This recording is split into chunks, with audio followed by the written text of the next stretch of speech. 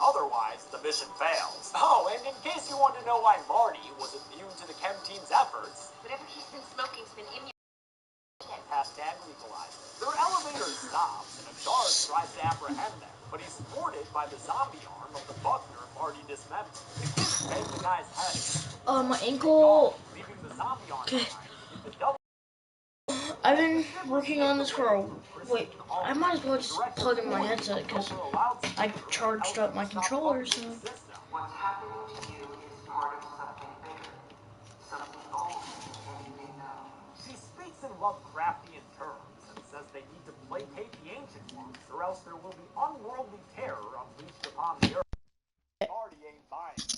Okay, so I made this thing, and it took me a while. That's why I'm out of. So I'm out of hunger. So, boom! And I made a house. This is the house I'm going to be moving in. And I wasted all my bones of bone milling that. I could have just waited for it. But, nah. There's literally, I think the only thing that's in here is a few chests. I was like, man, I saw enough space and I had to do it. I'm going to move into this house. They needed a lot of digital pre-visualization to make it come together. Each individual kill. So now I need to walk over so I don't have any food. I'm going to keep, I'm never going to mine that or get it because it looks too cool. The rest of this movie is messy as fuck too, man. So please be lenient with me as I do my kill counting best. Dude, I have like something stuck in my eye. Find the zombies eating leftovers before the elevators ding open again, and then we've got a whole bunch of off-screen mayhem that I can't count. The best I can do here is count this detached arm as a person, and this one dude who gets killed by an alien bug. Those two are pretty safe bets. A rogue virus. No jobs. Sky-high tuition debt. Life is trying to put our generation on the sidelines. But we refuse to just sit back and watch it pass. Dude, I gotta get everything that I can. Watch us fly ahead. Watch us overcome anything. Watch us rise. There's a long shot of chaos in the hallway here, but I only see 6 confirmed kills, 5 background bodies, and this one dude who gets tossed into the jaws of a giant snake. Pretty cool. Wide shots of the control center bunker were filmed at the Institute of Technology's aerospace campus near Vancouver, which was actually a bigger space than they had to fill the unexpected volume with digital creations like the giant snake. And that went against what Drew Goddard wanted at first. We had a rule on Cabin, which was if you can do it practically without visual effects, then we're going to do it that way. And that's really the sort of rule that only you make if you're a first-time filmmaker, because it's so naive. Because you realize after you do it, the reason we have visual effects is because they make your life so much easier. I really appreciate that Goddard and his crew worked to make as many effects practical as they could. The effects were headed by David Leroy Anderson at AFX Studio, which also did the effects for Pet Sematary back when the company was run by David's dad, Lance. Lance was around to help out for Cabin, as was David's wife, Heather Langenkamp Anderson, who of course was Nancy freaking Thompson in the I don't know where I'm gonna store all this stuff, so I guess I'll just. Andersons only had 6 to 8 weeks to make all these impressive monster effects, and they probably wouldn't have been able to do it without Warner Brothers giving them a 6,000 square foot workshop in Burbank to use. There, they worked with a crew of about 60. Where is it? Illustrators, sculptors, you name it, to build as many, quote, non-humanoidal forms that they could come up with. And I'm gonna need this potion of swiftness if I wanna move back and forth really quick. It'll never happen again. It'll never happen in this town again. This was like Underwater was bringing together 10 small shops. Then, when they were finally on set in Canada, they used over 200 gallons of blood for the film. Because boy, does Drew Goddard like it bloody. Hey Dave, we need a big bag of guts. The carnage continues in security cam footage shown in a montage and on screens in the background of the control room. This I'm gonna remove that and put it somewhere. There is chaos on every screen. It's an easy movie. It all happens over one story day, one big change, so I'm reading through the script, and all of a sudden, literally, An idea. I can't say I like this. I want to like.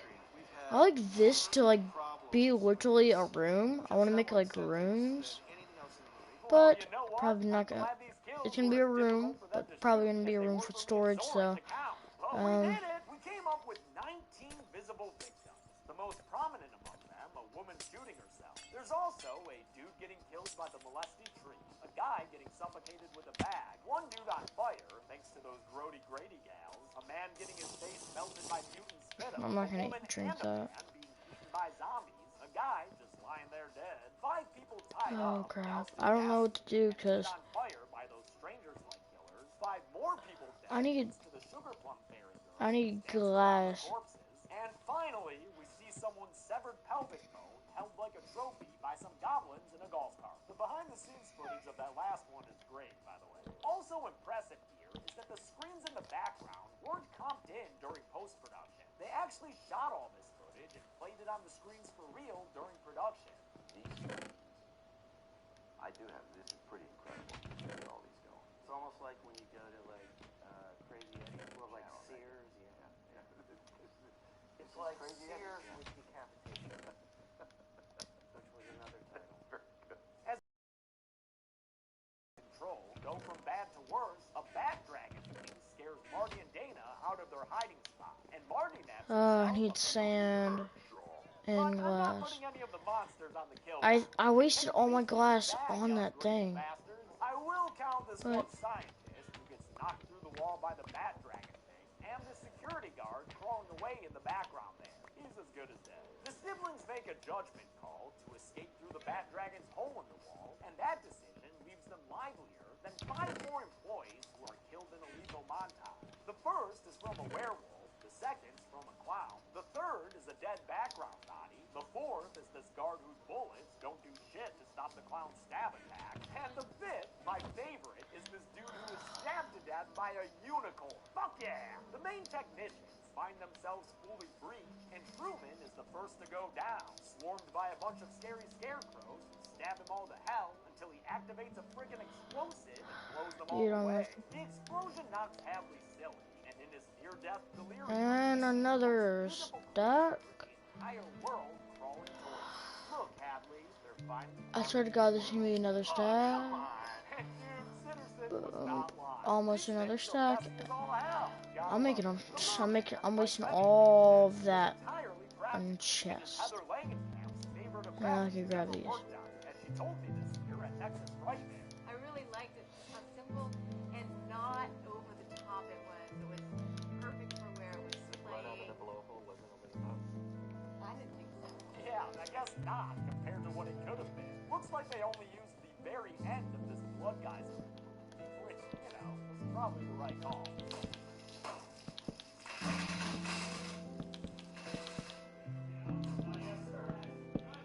Sitterson opens a hatch to climb through, but Wendy's unable to join him on account of being a little tentacle-tied all of a sudden. So he continues on his own, runs through the Aztec level from GoldenEye until he's stabbed in the gut by Dana! Dun dun dun! He realizes who she is and begs her to kill her brother before he slides down against the wall and dies. Come on, Dana, kill your brother! It was the man's dying wish. She and Marty make their way deeper and find the bloodograms on the wall that represent them and all their friends. Can someone please tell them what the hell these mean and where the hell they are right now? Oh good, Sigourney Weaver. Yeah, Ripley's the director, and she shows up to explain everything to the characters and the audience. Across every different culture, he says, there is a ritual that requires This is 5 literally the only block I could sacrifices. The whore, do who has to die right now. first, then the athlete, the scholar, and the fool, who all have to die, but in any kind of order. And finally, the virgin, who can live or die. That's you, Dana. Me? Virgin? We work with what we have. The director tells them that if this ritual fails, the ancient ones who used to rule the earth and who are actually hanging out just below them right now will return topside and fuck shit up. Like I keep saying, this premise could potentially explain almost any other horror. How am I gonna get ever out? Okay, seen. got an And while that may idea. not be exactly Put what this Goddard and right. Whedon intended, they did strive to write a script that was both rewarding to hardcore horror fans and accessible to people who had never seen a scary movie before. I don't think you can set out to I gotta make this subvert like. the genre. I think you have to set out to embrace the genre. how it's in. I just tried to do something new. And at the end of the day, that's what we did with Cabin. We were just trying to make something new, and yet at the same time give honor to those that have come before us. And I'm very proud of that. It also gave Goddard the chance to be a director for the first time, instead of just the screenwriter, who often doesn't get a lot of say on set. He didn't take that opportunity for granted. I treated directing this film as though I will never be able to direct again, and approached it with that mentality. If I will never be able to direct again, let's get everything I've ever wanted to do in this one movie. That's probably why he was so hands-on during production.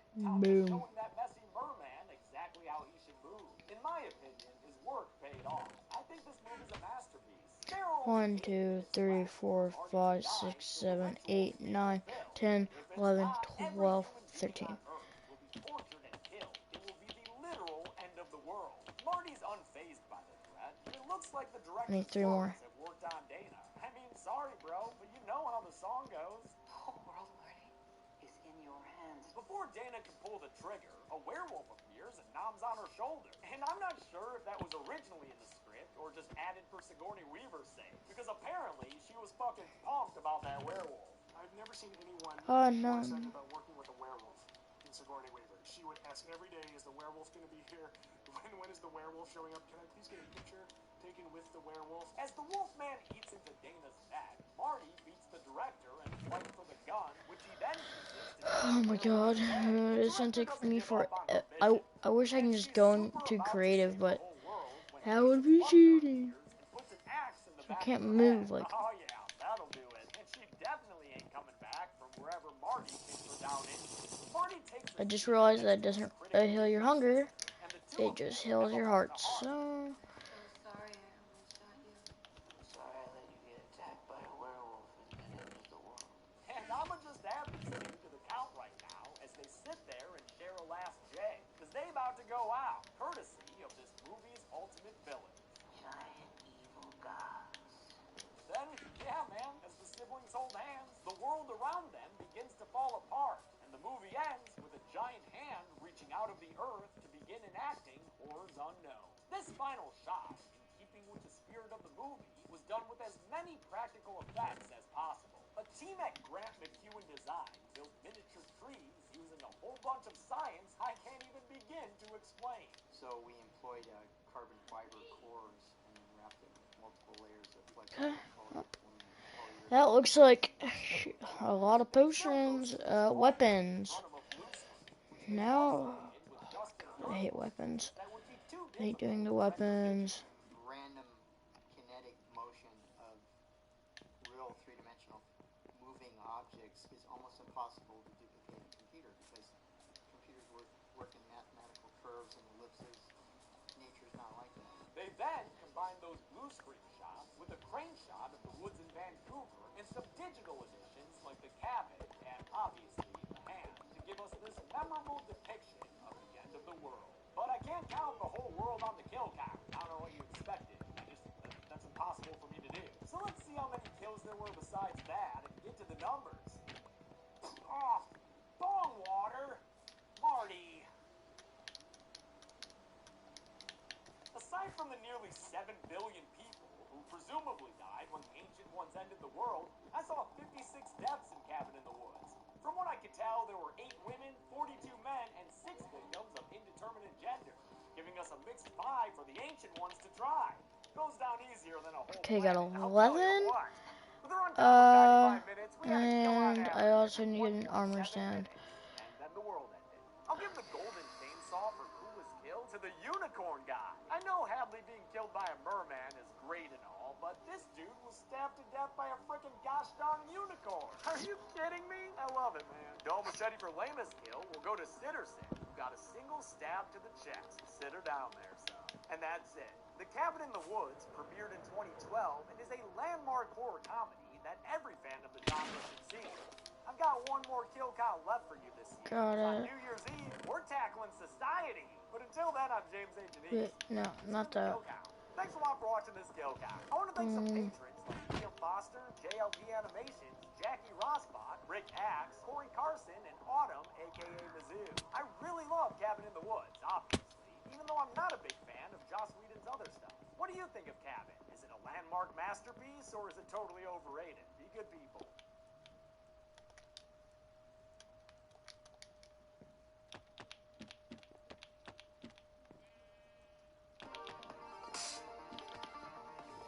Okay.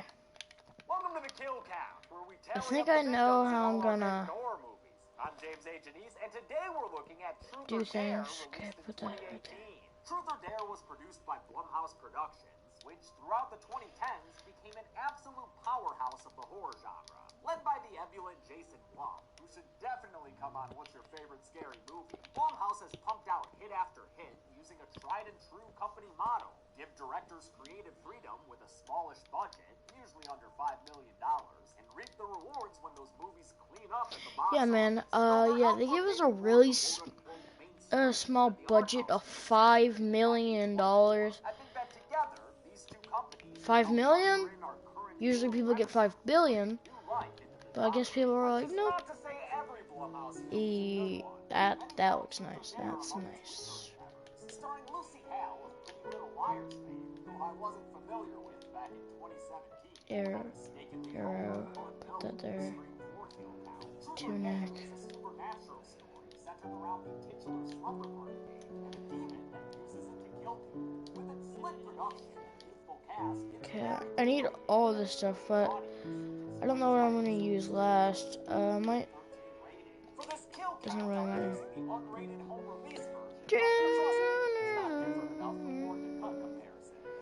Wait, so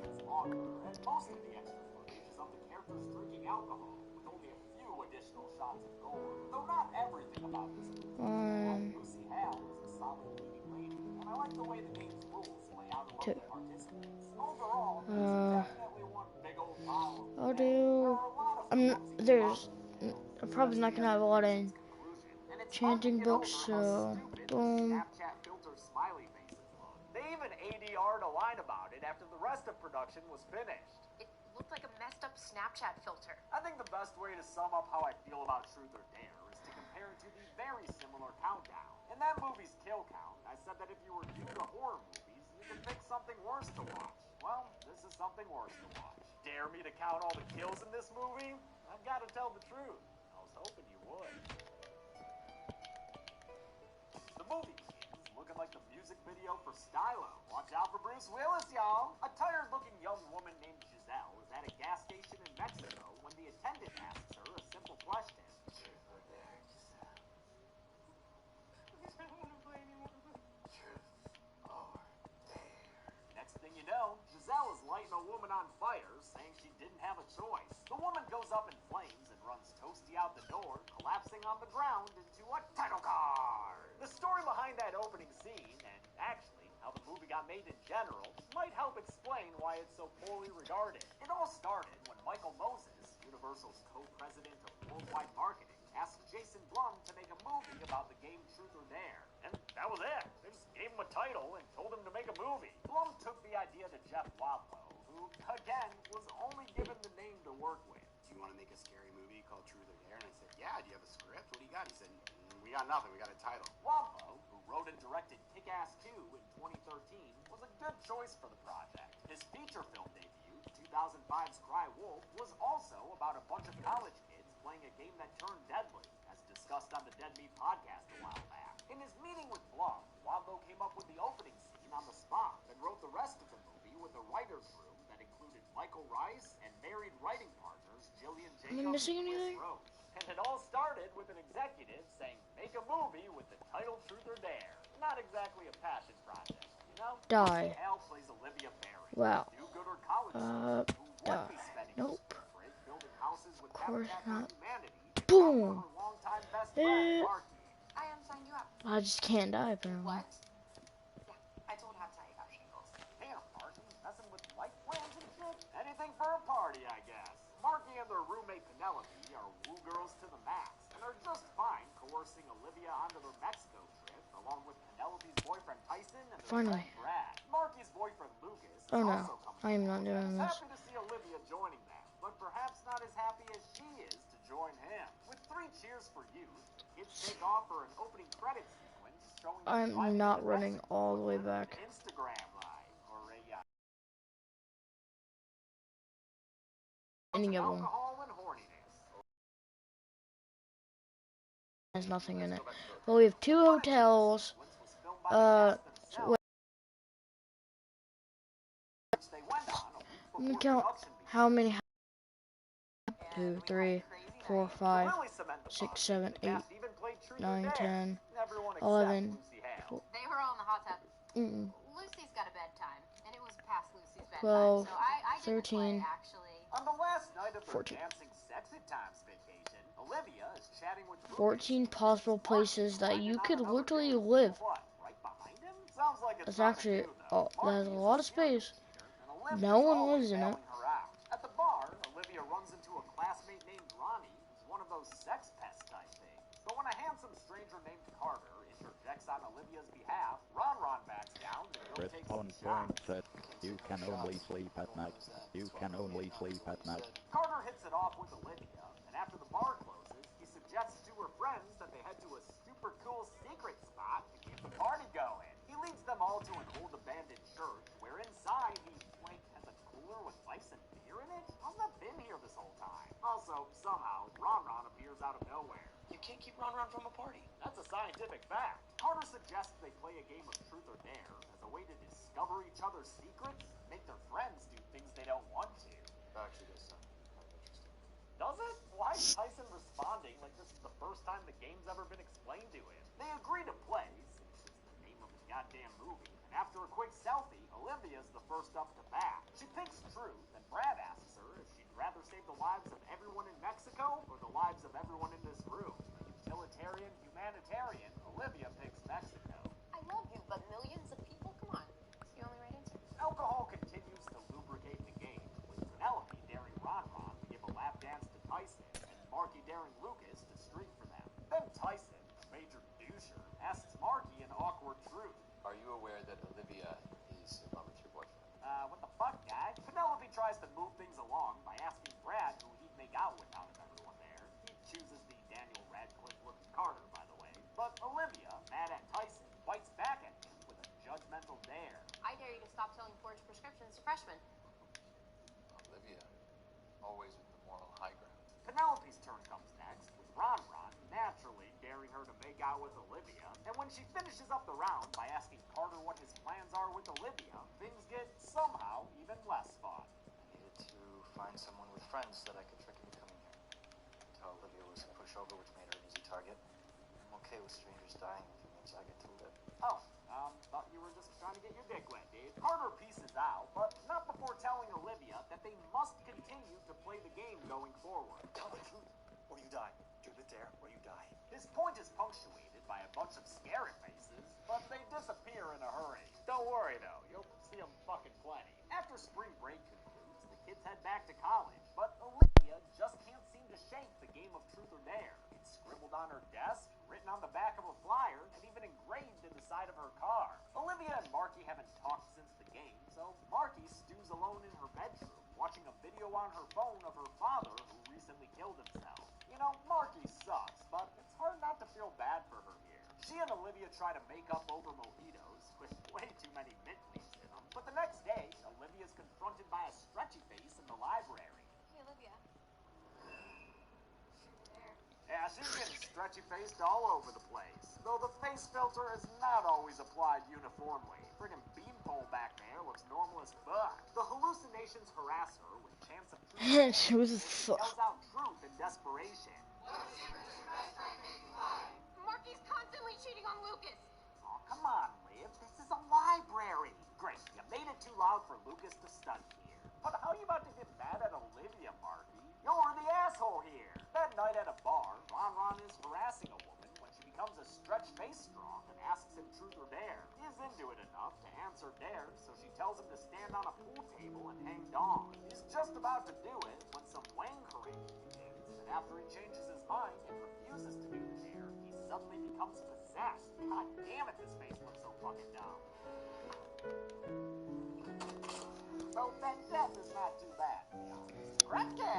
Olivia is telling the others about what she saw in the library when they all get texts with a video of Ron that he was playing truth or dare, but nobody believes her about the game having followed them. That is until Lucas is walking home from the town's graffiti district. The question daunts him. Spray paint and then an engraving on his arm. causing him to answer a truth that he reveals to Olivia on the phone. The feelings for these two. And that's how you construct a sturdy love triangle. With Lucas vouching for her now, Olivia tells everyone that the game is moving through them in the same order they played in Mexico.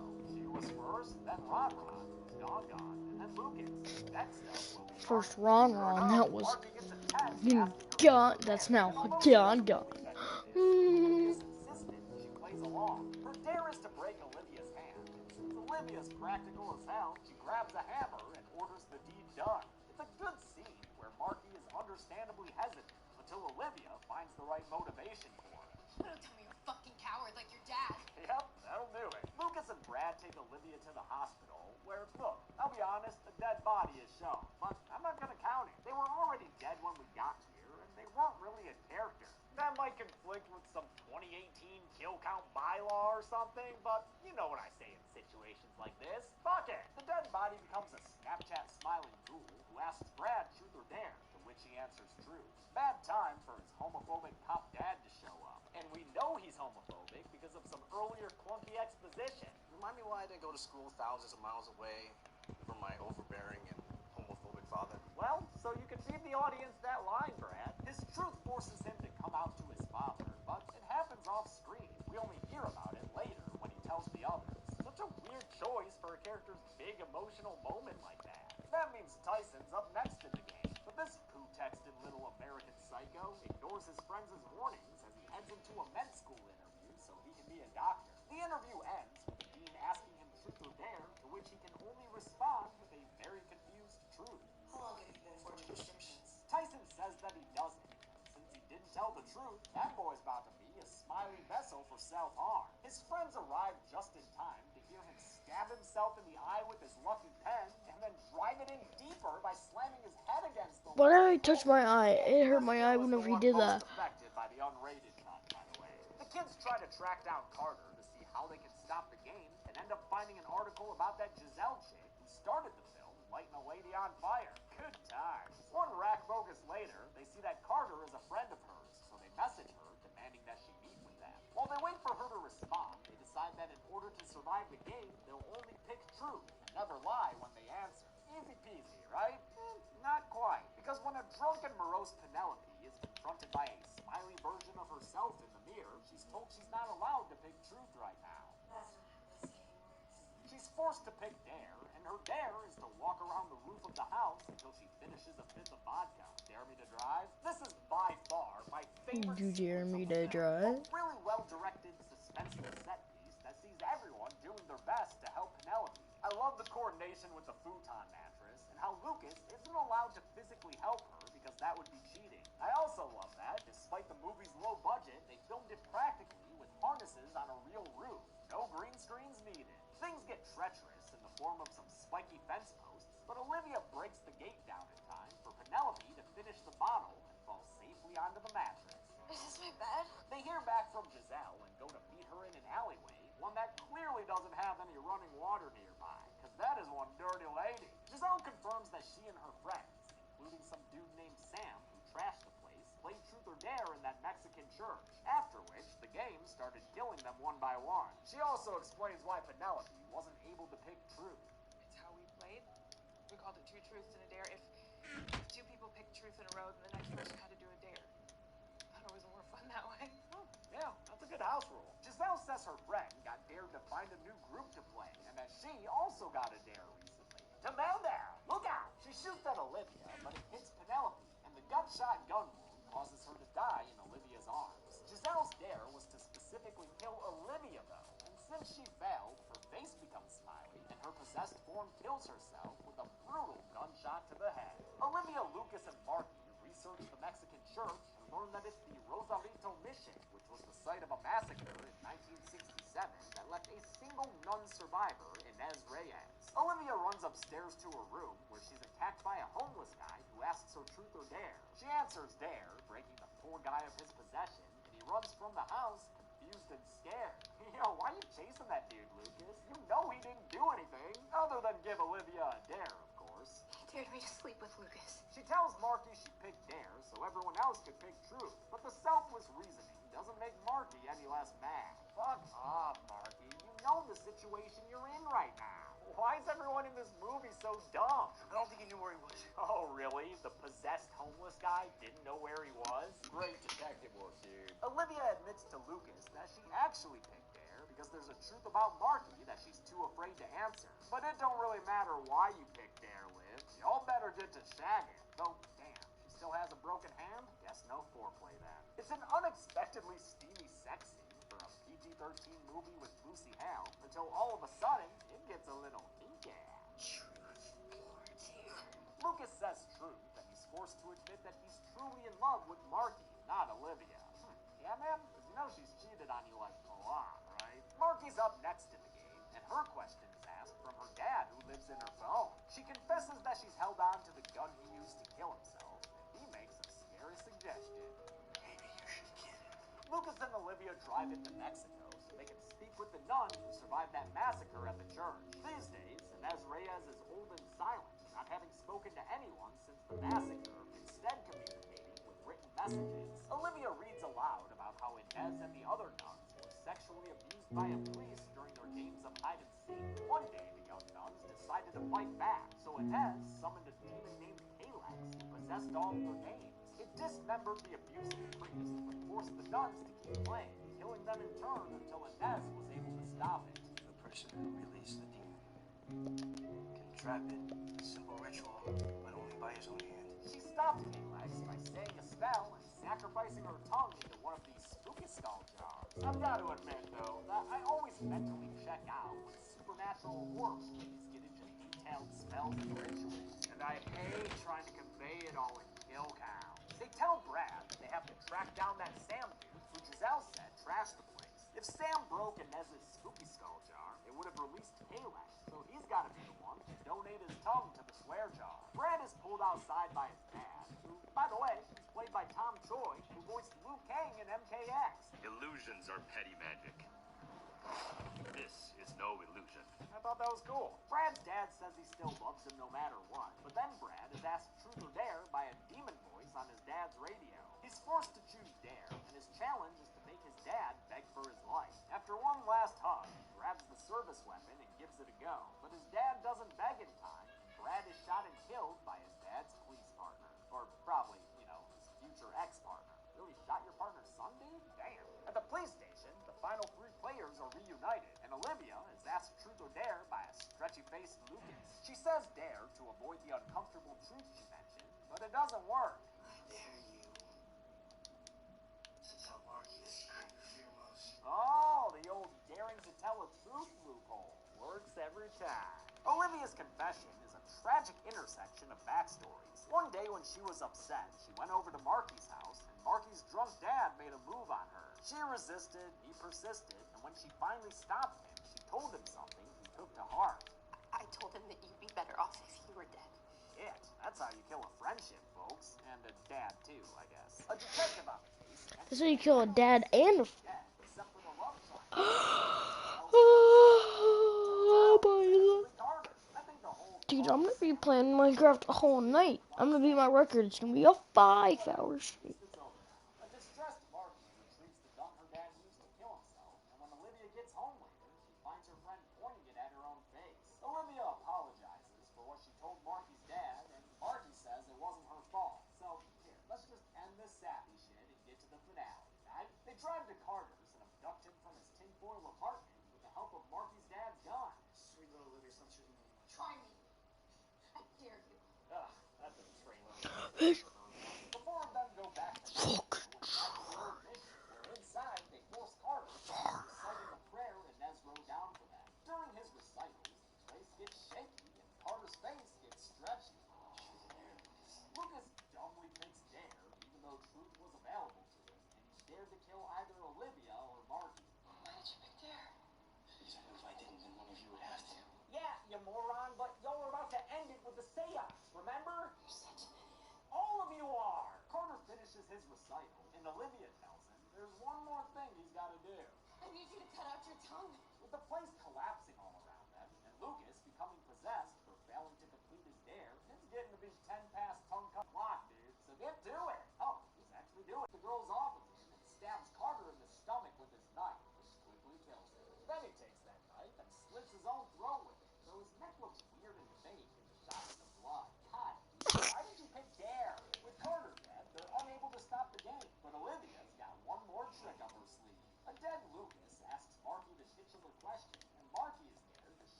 right? So truth or dare, asshole. Kalex chooses truth and tells Olivia that they'll never be able to escape the game. It'll always come back to their terms. Olivia realizes that the best thing she can do is prolong the inevitable indefinitely. Olivia has and never have another turn. Yep, Olivia's character arc is apparently learning that it's alive.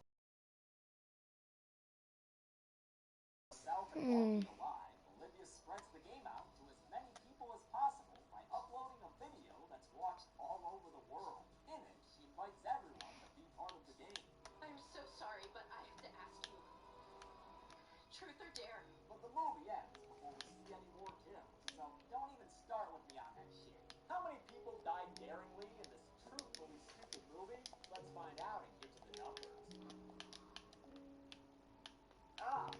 Trying to find out a good way to sort it, but I can't. AP almost saw it. 8 people died in Truth or Dare, with 5 male victims and only 2 female AP almost saw it. victims. Like 20.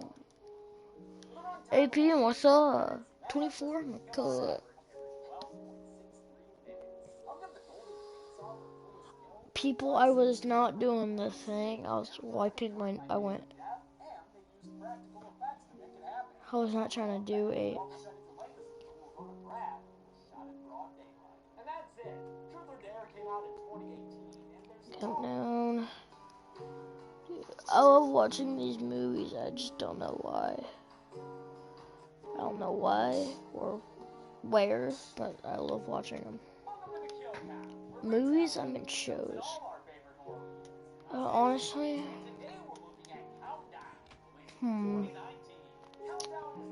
oh.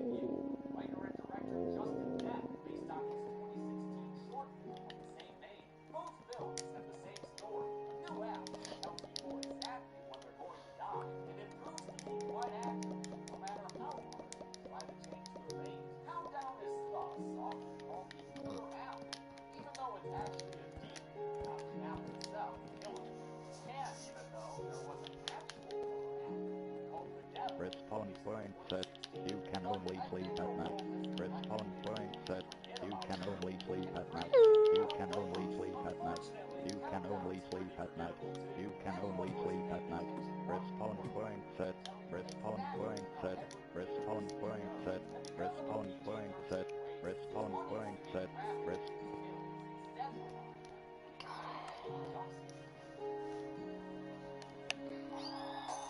Still, it's got some decent direction, a well-designed demon, and some lighthearted fun to it. So if you're new to horror movies, Audio, music, sound. definitely pick something worth to watch. Besides, I think it's important to occasionally look at mediocre and unremarkable horror movies, just to remind ourselves that the genre is not always My lights turned off. bad. Sometimes it's just, whatever. How many kills occur in this horror movie? Well, there's an app for that. Weather. There's a YouTube post for that. And it's me!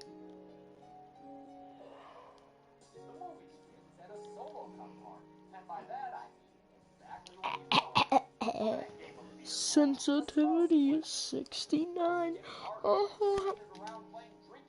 Nope. Nope. Miss Murphy needs to stop posting pics of her food. We get it, Liz. You're vegan. As long as y'all ain't talking shit about my boy Austin Zazer's he of Scary Stories to Tell in the Dark and his YouTube channel. He's got a web series with Kevin Smith on there called Son in Lockdown that I found very endearing. Good work, Austin. The kids end up stumbling across an app called Countdown that has a singular Cassandran purpose. If you know exactly when you were going to die, would you want to know? Ooh, how you gonna react to that, Jeannie? Everyone, including the reluctant Courtney, downloads the app and conducts the universal daily live and compare their countdowns.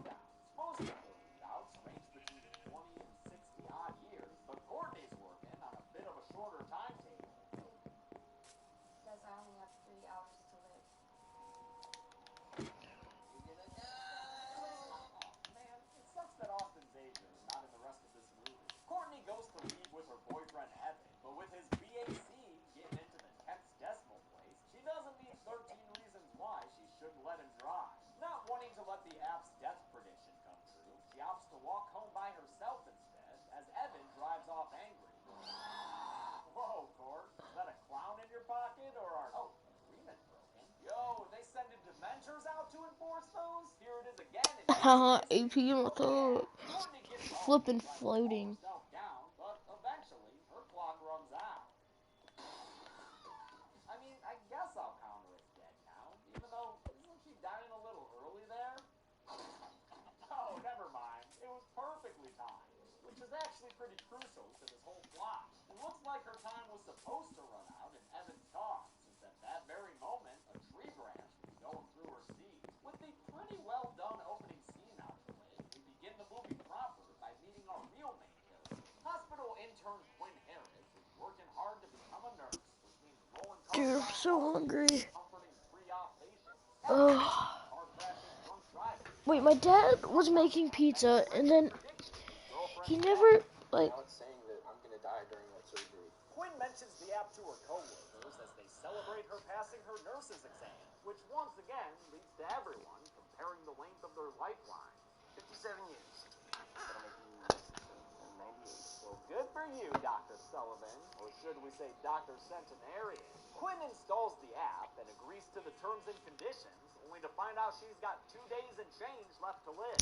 Only she had that much time before having to deal with Doc Sullivan's inappropriate workplace behavior. But the countdown for that ish ends in 5, 4, 3, 2, there it is. Quinn goes to her childhood home to get her birth certificate, but it's a place filled with painful memories of deceased matriarchs, so she tries to sneak in and out without seeing anyone. She fails when she runs into her younger sister Jordan, who doesn't appreciate Quinn's constant absence.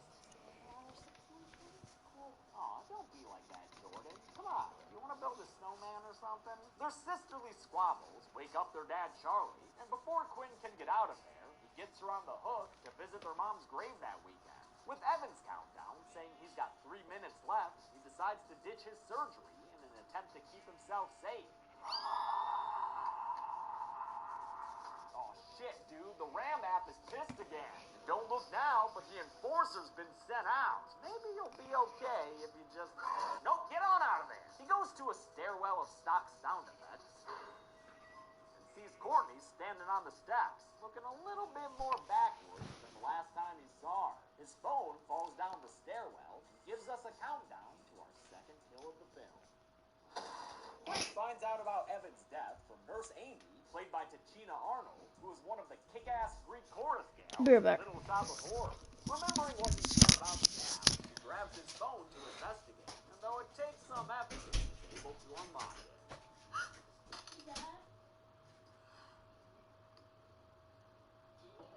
Hey, don't you come to daddy us, mister. You keep your eyes to yourself, and, you know, looking forward, if you can. Perhaps getting cold feet after seeing Evan's cold body, Quinn calls her dad and cancels her cemetery visit. And by the sound of her phone, she just canceled her trip to the grave in more than one way.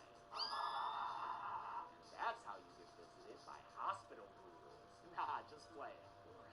Dr. Sullivan corners Quinn in a room, and after giving her a hug that should definitely be more ass out, he implies that she should pay him back for all the career help he's provided. Oh, I don't think that's appropriate. Man, Elizabeth Lell just can't get away from obsessive stalkers, huh? The doctor doesn't take no for an answer, a much more physical villain than the Spectre she passed a few minutes ago. And when Quinn tries to report the incident to Nurse Amy, she gets talk blocked by Sullivan, who pulls Amy away for a task. That son of a bitch. Yeah, we know, phone. User agreement broken. Quinn looks up countdown in an internet search and finds an article about Courtney, then a video from a commenter saying she too is experiencing unintended spooky side effects from the app. Like last night, I saw my cousin, who died in April. I saw him. The woman then says it's here, and I'll believe her and count her as dead, even though plenty of the comments think it's fake and or bullshit. They're probably right, Quinn. Never mind! Since Quinn can't get countdown off her phone, she takes it to a repair guy who's not too concerned about getting good Yelp reviews. Who's your manager? Let me go get him. Yeah, All right, get him. hold on. Hello, I'm the manager, so I can help you with. Derek here is played by comedian Tom Segura and is one of the movie's bright spots, breathing life into the paint-by-numbers plot with his character work. I trust you. Something in your eyes says you're a normal, completely sane person. He sells her a clean new phone, but the thing gets corrupted in no time. Next. And the countdown app is once again unable to be removed. Another customer named Matt hears Quinn freaking out, so he goes to the parking lot and shows her that he's part of the countdown club too. This is where I use what I've learned. This is where I grew up, and it's also where I serve. In the U.S. Army Reserve, you learn the skills to lead and succeed in life while staying close to home. Part-time service, full-time success. GoArmyReserve.com. Make any moment a good one with a $10 taco and burrito cravings pack. Only at Taco Bell. Head to a bar and talk about the app's user agreement in flat dialogue meant to be funny. Did you read it? Yeah, terms and conditions. Every word. Really? No. Let's see a little energy here, people. Come on. Wanting to read over the agreement again, they decide to use the phone of a drunk conspiracy theorist barfly played by John Bishop, who, 35 years earlier, played a very excitable bully in Silent Night, Deadly Night. I'm sorry, what was that? Oh, that's what I thought you said. Reading over the terms and conditions more closely, they discover the clause likely causing their problems. Any attempt to use information derived from Countdown to alter the use of fate will result in a breach of this agreement. Accept the terms of our fate. Matt says he attempted to alter his fate when he canceled the trip he would have been on when his countdown would hit 0. Just like Quinn canceled her cemetery visit, which also would have occurred at the end of her death clock. You know, I think it's pretty obvious. There's only one explanation here. Demons. Yeah! Wait, yeah? Yeah, I mean, it seems like demon stuff to me. I guess it's demon stuff. They're directed to a demonologist by a priest at the hospital, but on their way to go see him, Nurse Amy pulls Quinn aside, leaving Matt to do his best Ian Malcolm impression. On top of myself. That's chaos theory. Matt has a bathroom run-in with the feet of a young boy who just can't pick which stall he wants to poop in. Hell, he can't even figure out how to walk backwards without breaking his ankles. Damn! The lights flicker off, there's a scary flying demon kid, but then it disappears, and that scene is over. Nurse Amy takes Quinn into a surprise HR meeting where Doc Sullivan has managed to get out in front of her complaint. You cornering me in my office like that. That wasn't okay. It needs to be addressed. Quinn is understandably pissed about her abuser's, what were those comments saying? Oh yeah, bullshit. And she storms out of the room when no one listens to her side of the story. She seems like a very unstable young woman. Quinn and Matt go to a church to meet their demonologist and find him in the back listening to Lil Nas X and munching on Jesus crackers. Body of Christ. Father John is played by PJ Byrne, who was the sex pest in the best Final Destination movie. And it's great to see him in a less obnoxious role here as an excitable but inexperienced demon-obsessed priest. I love this stuff. I mean, the Bible is like the ultimate graphic novel. Producer Sean Anders calls Father John the Comic-Con priest, and his character, along with Derek the phone repair dick, points to how the filmmakers were hoping to make Countdown a fun horror movie. Makes sense that this movie would have a comedic tone, since producer Anders primarily works in comedy, having written Hot Tub Time Machine and written and directed the Daddy's Home movies. In fact, the producer met director Justin Deck when Deck was a PA on Anders' first studio film, 2008's Sex Drive. Always maintain those connections, folks. Father John tells Quinn and Matt a story about a Roma woman who once told the prince when he would die. When the prince tried to avoid his fate, he got hit with a cosmic punishment in the form of a fictional demon. It's the demon. Ozin. Ozin, that scary mofo, tormented the priest until his prescribed moment of death, which is the same fate that awaits anyone who breaks Countdown's terms and conditions. Hoping to get more info from the app, Quinn and Matt return to Derek and give him their credit cards to hack into it. This feels illegal. I like it. He opens the app's code, and after noting that it has some Latin written into it, begins searching up their names. Derek sees that he has 32 years left and decides to alter the code and set himself up for an oldest living person record. When he goes to look up Quinn's code, they discover that her sister Jordan's name is also listed inside the app. Our clock is the same as mine. Actually, no. Hers is 3 minutes shorter. Did you just actually this woman about her sister dying, dude? He changes all their codes and takes off for a Tinder date, leaving Quinn and Matt a little more relieved, now that they'll live to be Nona and octogenarians. Still, they figure this whole experience is as good an excuse as any to stay the night with each other. Do you want to be alone tonight? Not at all. At Quinn's house, Matt divulges his #traumatic past. When he was 10, his younger brother got sick, which took up all his parents' attention and got the 6 siblings some sweet toys. You stupid robot dinosaur. Whoa, ain't nothing stupid about no robot dinosaur. Anyway, Matt took the dino robot from his dying bro, not thinking about how guilty he would feel until this very day, or about how his dead brother would visit him in hospital bathroom. Quinn also opens up and says how once upon a time, when she was young, she ran off to a party, and when her mom went out to look for her, she got killed by a drunk driver. With their misery tale trade complete, the two of them have earned a snuggle sesh. Oh, I love snuggle sessions. Don't you, Matt?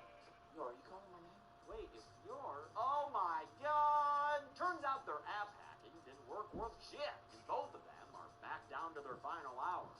Jordan is as well, which is why she's getting tormented by Ozan, who appears as their dead mother asking where Quinn is. Quinn comes and gets her, and the 3 of them go back to Father John, who translates the Latin in the app's code. This curse will come upon you, will pursue you and overwhelm you until you are utterly destroyed. This is good.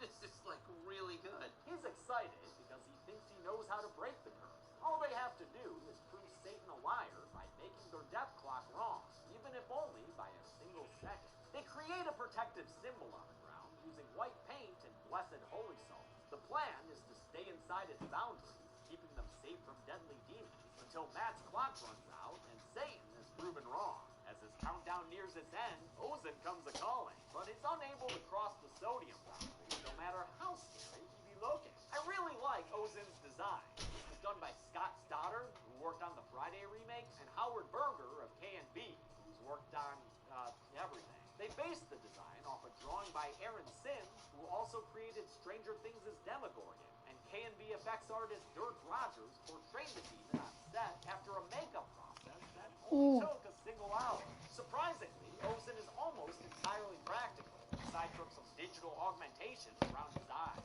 Unable to get in, Ozan decides to lure Matt out by sending in the greatest toy of all time. Liz, you're the... Whole plot. Quinn goes to her childhood home. Yeah, and don't look now, but the enforcer, played by Tachina Arnold. Hey, don't you come to daddy, us, Miss Work. Remembering what he said about the app, she grabs his phone to investigate, and though it takes some effort, is able to unlock it.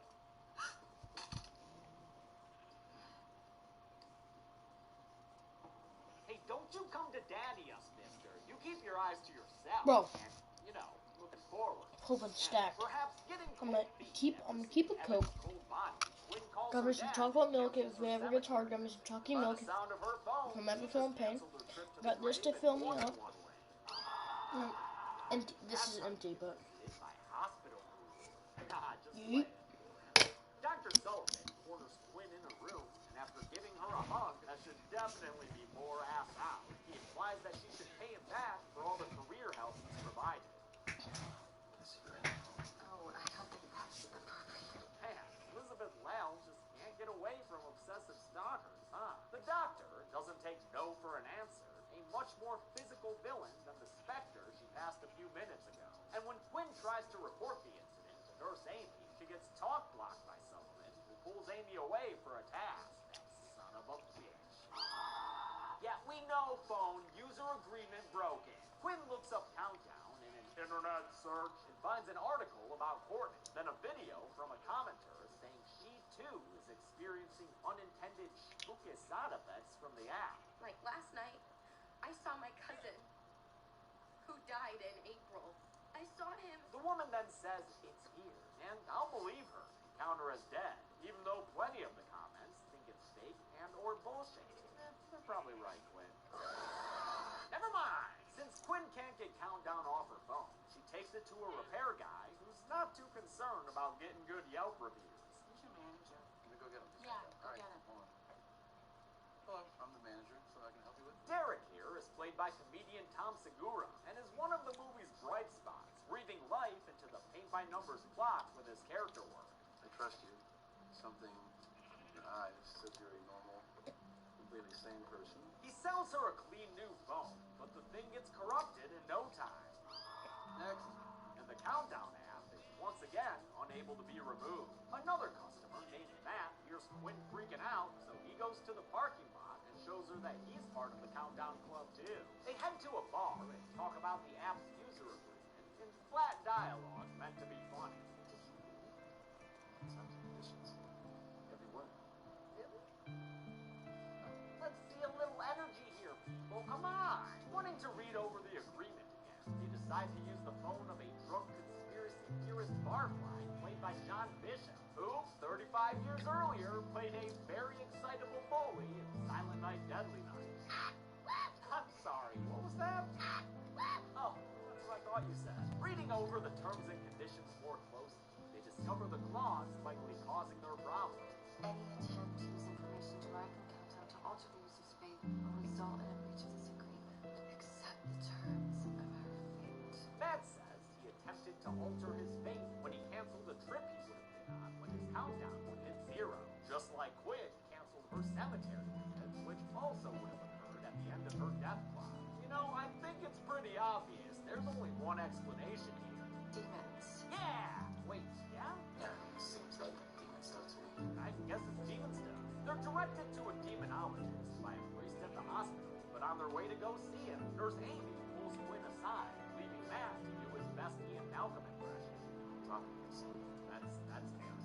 Matt has a bathroom run-in with the feet of a young boy who just can't pick which stone he wants to poop in. Hell, he can't even figure out how to walk backwards without breaking his ankle. Damn! The lights flicker off, there's a scary flying demon kid, but then it disappears, and that scene is over. Nurse Amy takes Quinn into a surprise HR meeting where Doc Sullivan has managed to get out in front of her complaint. But you cornering me in my office like that. That wasn't okay. You should be dressed. Quinn is understandably pissed about her abuser's, what were those comments saying? Oh yeah, bullshit. And she storms out of the room when no one listens to her side of the story. She seems like a very unstable young woman. Quinn and Matt go to a church to meet their demonologist and find him in the back listening to Lil Nas X and munching on Jesus crackers. Body of Christ. Father John is played by PJ Byrne, who was the sex pest in the best Final Destination movie. And it's great to see him in a less obnoxious role here as an excitable but inexperienced demon-obsessed priest. I love this stuff. I mean, the Bible is like the ultimate graphic novel. Producer Sean Anders calls Father John the Comic-Con priest, and his character, along with Derek the phone repair dick, points to how the filmmakers were hoping to make Countdown a fun horror movie. Makes sense that this movie would have a comedic tone, since producer Anders primarily works in comedy, having written Hot Tub Time Machine and written and directed the Daddy's Home movies. In fact, the producer met director Justin Deck when Deck was a PA on Anders' first studio film, 2008's Sex Drive. Always maintain those connections, folks. Father John tells Quinn and Matt a story about a Roma woman who once told the prince when he would die. When the prince tried to avoid his fate, he got hit with a cosmic punishment in the form of a fictional demon. It's the demon. Ozen. Ozen, that scary mofo, tormented the priest until his prescribed moment of death, which is the same fate that awaits anyone who breaks Countdown. It's actually my second place. Hoping to get more info from the app, Quinn and Matt return to Derek and give him their credit cards to hack into it. This feels illegal. I like it. He opens the app's code, and after noting that it has some Latin written into it, begins searching up their names. Derek sees that he has 32 years left and decides to alter the code and set himself up for an oldest living person record. When he goes to look up Quinn's code, they discover that her sister Jordan's name is also listed inside the app. Our clock is the same as mine. Actually, no. Hers is 3 minutes shorter. Did you just actually this woman about her sister dying, dude? He changes all their codes and takes off for a Tinder date, leaving Quinn and Matt a little more relieved, now that they'll live to be Nona and octogenarians. Still, they figure this whole experience is as good an excuse as any to stay the night with each other. Do you want to be alone tonight? Not at all. At Quinn's He goes, not at all. When he was 10, his younger brother got sick, which took up all his parents' attention and got the 6 siblings some sweet toys. You stupid robot dinosaur. Whoa, ain't nothing stupid about no robot dinosaur. Anyway, Matt took the dino robot from his dying bro, not thinking about how guilty he would feel until this very day, or about how his dead brother would visit him and Quinn also opens up and says how once upon a time, when she was young, she ran off to a party, and when her mom went out to look for her, she got killed by a drunk driver. I'm feeling sad, Tale trade complete, the two so of I them had to drink have some earned a chocolate. snuggle session. Some chalky milk. Don't you, Matt? Yo, are you calling my name? Wait, it's your... Oh my god! Turns out their app hacking didn't work worth shit, and both of them are back down to their final hours. Jordan is as well, which is why she's getting tormented by Ozan, who appears as their dead mother asking where Quinn is. Quinn comes and gets her, and the three of them go back to Father John, who translates the Latin in the app's code. This curse will come upon you, will pursue you and overwhelm you until you are utterly destroyed. This is good. This is like really good. He's excited because he thinks he knows how to break the curse. All they have to do is prove Satan a liar by making their death clock wrong, even if only by a single second. They create a protective symbol on the ground using white paint and blessed holy salt. The plan is to stay inside its boundaries, keeping them safe from deadly demons, until Matt's clock runs out and Satan is proven wrong. As his countdown nears its end, Ozan comes a-calling, but he's unable to cross the sodium boundary, no matter how scary he be looking. I really like Ozan's design, which was done by Scott Stoddard, who worked on the Friday remake, and Howard Berger of K&B, who worked on everything. They based the design off a drawing by Aaron Sims, who also created Stranger Things' Demogorgon, and K&B effects artist Dirk Rogers portrayed the demon on set after a makeup process that only took a single hour. Surprisingly, Ozan is almost entirely practical, aside from some digital augmentation around his eyes. Unable to get in, Ozan decides to lure Matt out by sending in the greatest toy of all time, motherfucking robot dinosaur. Ozan appears as Matt's younger brother again and admonishes him for his childhood thievery, then gets him to take a step outside the salt circle so it can grab him and pull him away. By time Quinn gets outside to help, Matt is hit by a truck and smashed straight into a tree. Poor guy. Anyone got a painkiller to give him? Might make his last seconds more comfortable as they run out right on time, solidifying their failure to extend someone's life past their countdown. Jordan's bleeding from a spill she took in the basement, so Quinn takes her to the hospital she works at, probably hoping to get the family ring. While there, she's approached by another nurse named Rachel, played by Lana McKissack, who once had a YouTube channel, and who very nearly became a drunk Disney guest back in the day. Rachel tells Quinn that she heard about what happened with Slimy Sullivan, and that she too has been a victim of the guy's harassment. Rachel's revelation gives Quinn an idea. If she can't prove Satan a liar by keeping someone alive, maybe she can do it by making someone punch their time card early. With her and her sister's countdowns nearing an end, she decides her only option is to orphan some vampires. Quinn goes to Sullivan and comes on to him, saying that she wants her job back and is willing to do anything for it. She leads him to a closed wing of the hospital, where he follows a trail of her attire. But this game of cat and mouse ends when the mouse runs up and starts beating the shit out of the cat. Quinn goes to stab Sullivan. The mouse is beating the shit out of the cat. Imagine Tom and Jerry. But Tom, Jerry just comes up. The mouse, Jerry, just comes up and just goes. Unable to kill him thanks to continual interference by the Bulldoze and Ozan. Jordan's staring down the end of her death clock, meaning she might get canceled early without a satisfying conclusion. Damn, Ozan, you really about to throw a high school girl through a window? That's ruthless. He's just about to kill Jordan when Quinn appears with a plan C in view. Unable to extend someone's life or shorten someone else's, Quinn has decided to end her own life early, make Satan a liar, and finally break the curse. Ozan tries to stop her with the hallucination of their dead mom, but Quinn sticks to her plan and sticks herself with an overdose of morphine. Sorry, Ozan, floating Quinn in the air ain't about to save her. She's dead, ahead of your clock, meaning Satan is just like Paul Giamatti, a big fat liar. With his curse broken, Ozan straight up disintegrates right in front of him, drops Quinn's body to the ground. A distraught Jordan heads to her dead sister and finds some post-mortem instructions on her arm. Looks like she can save Quinn through the power of all together now, drugs.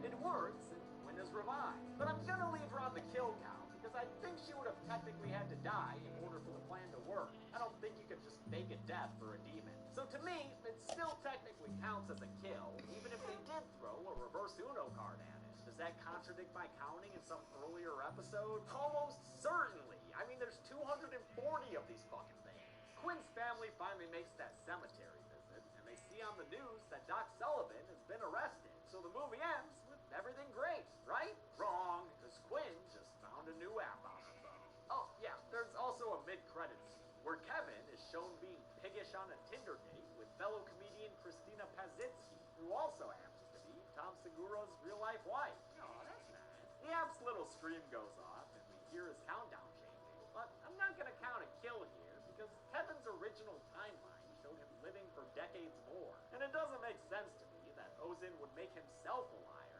just for widow old Kevin. How many kills did I count up and count down? Let's find out. And you know, actually, I don't feel like doing the numbers today. Terms and conditions broken. What? I didn't sign no contract. I'm my own boss, Ozin. I guess, you know, maybe I should do the numbers. I wish I had some more chocolate milk. Because I took the other one and I'm feeling There some were pain. 5 deaths in Countdown, though only 4 of them stayed permanent. Huh, lower body count than I'd expect. Oh well, at least it gave us one of those rare female majority pie charts. With a runtime of 91 minutes, that left us with a kill on average. Get rid of that solo cup. I'll give the golden chainsaw for Wow. kill to Evan. Obviously, none of these kills were bangers, but this was the best directed, I think. Dog Machete for Ramus will go to the snuff video since you couldn't really see what happened. And that's it. Countdown came out in 2019, and it's just one of those whatever. You know, on Friday, I'm gonna finish moving in my house. Invisible Man. But until then, I'm James H. This is the Kill Count. It's been like 2 hours. I want to thank some patrons. This house took me like 4, so. David Stoller, Abby, Matthew, Mitch Gibson, and Abigail Adam. I'm looking to make some tweaks to the set going forward. I would love to hear your advice. What do you want to see? I know I had the Dead Meat sign up there before. I want to have it up there again. I'm just hesitant to nail into this newly painted wall, you know? The colored lights that were in the back, those aren't there right now. Did you miss those? Did you notice those? Thanks, everyone. Be good people. No, better watch out. It's hilarious, but I can't watch it. You know what? Let's switch it up. Let's not watch someone die. Right?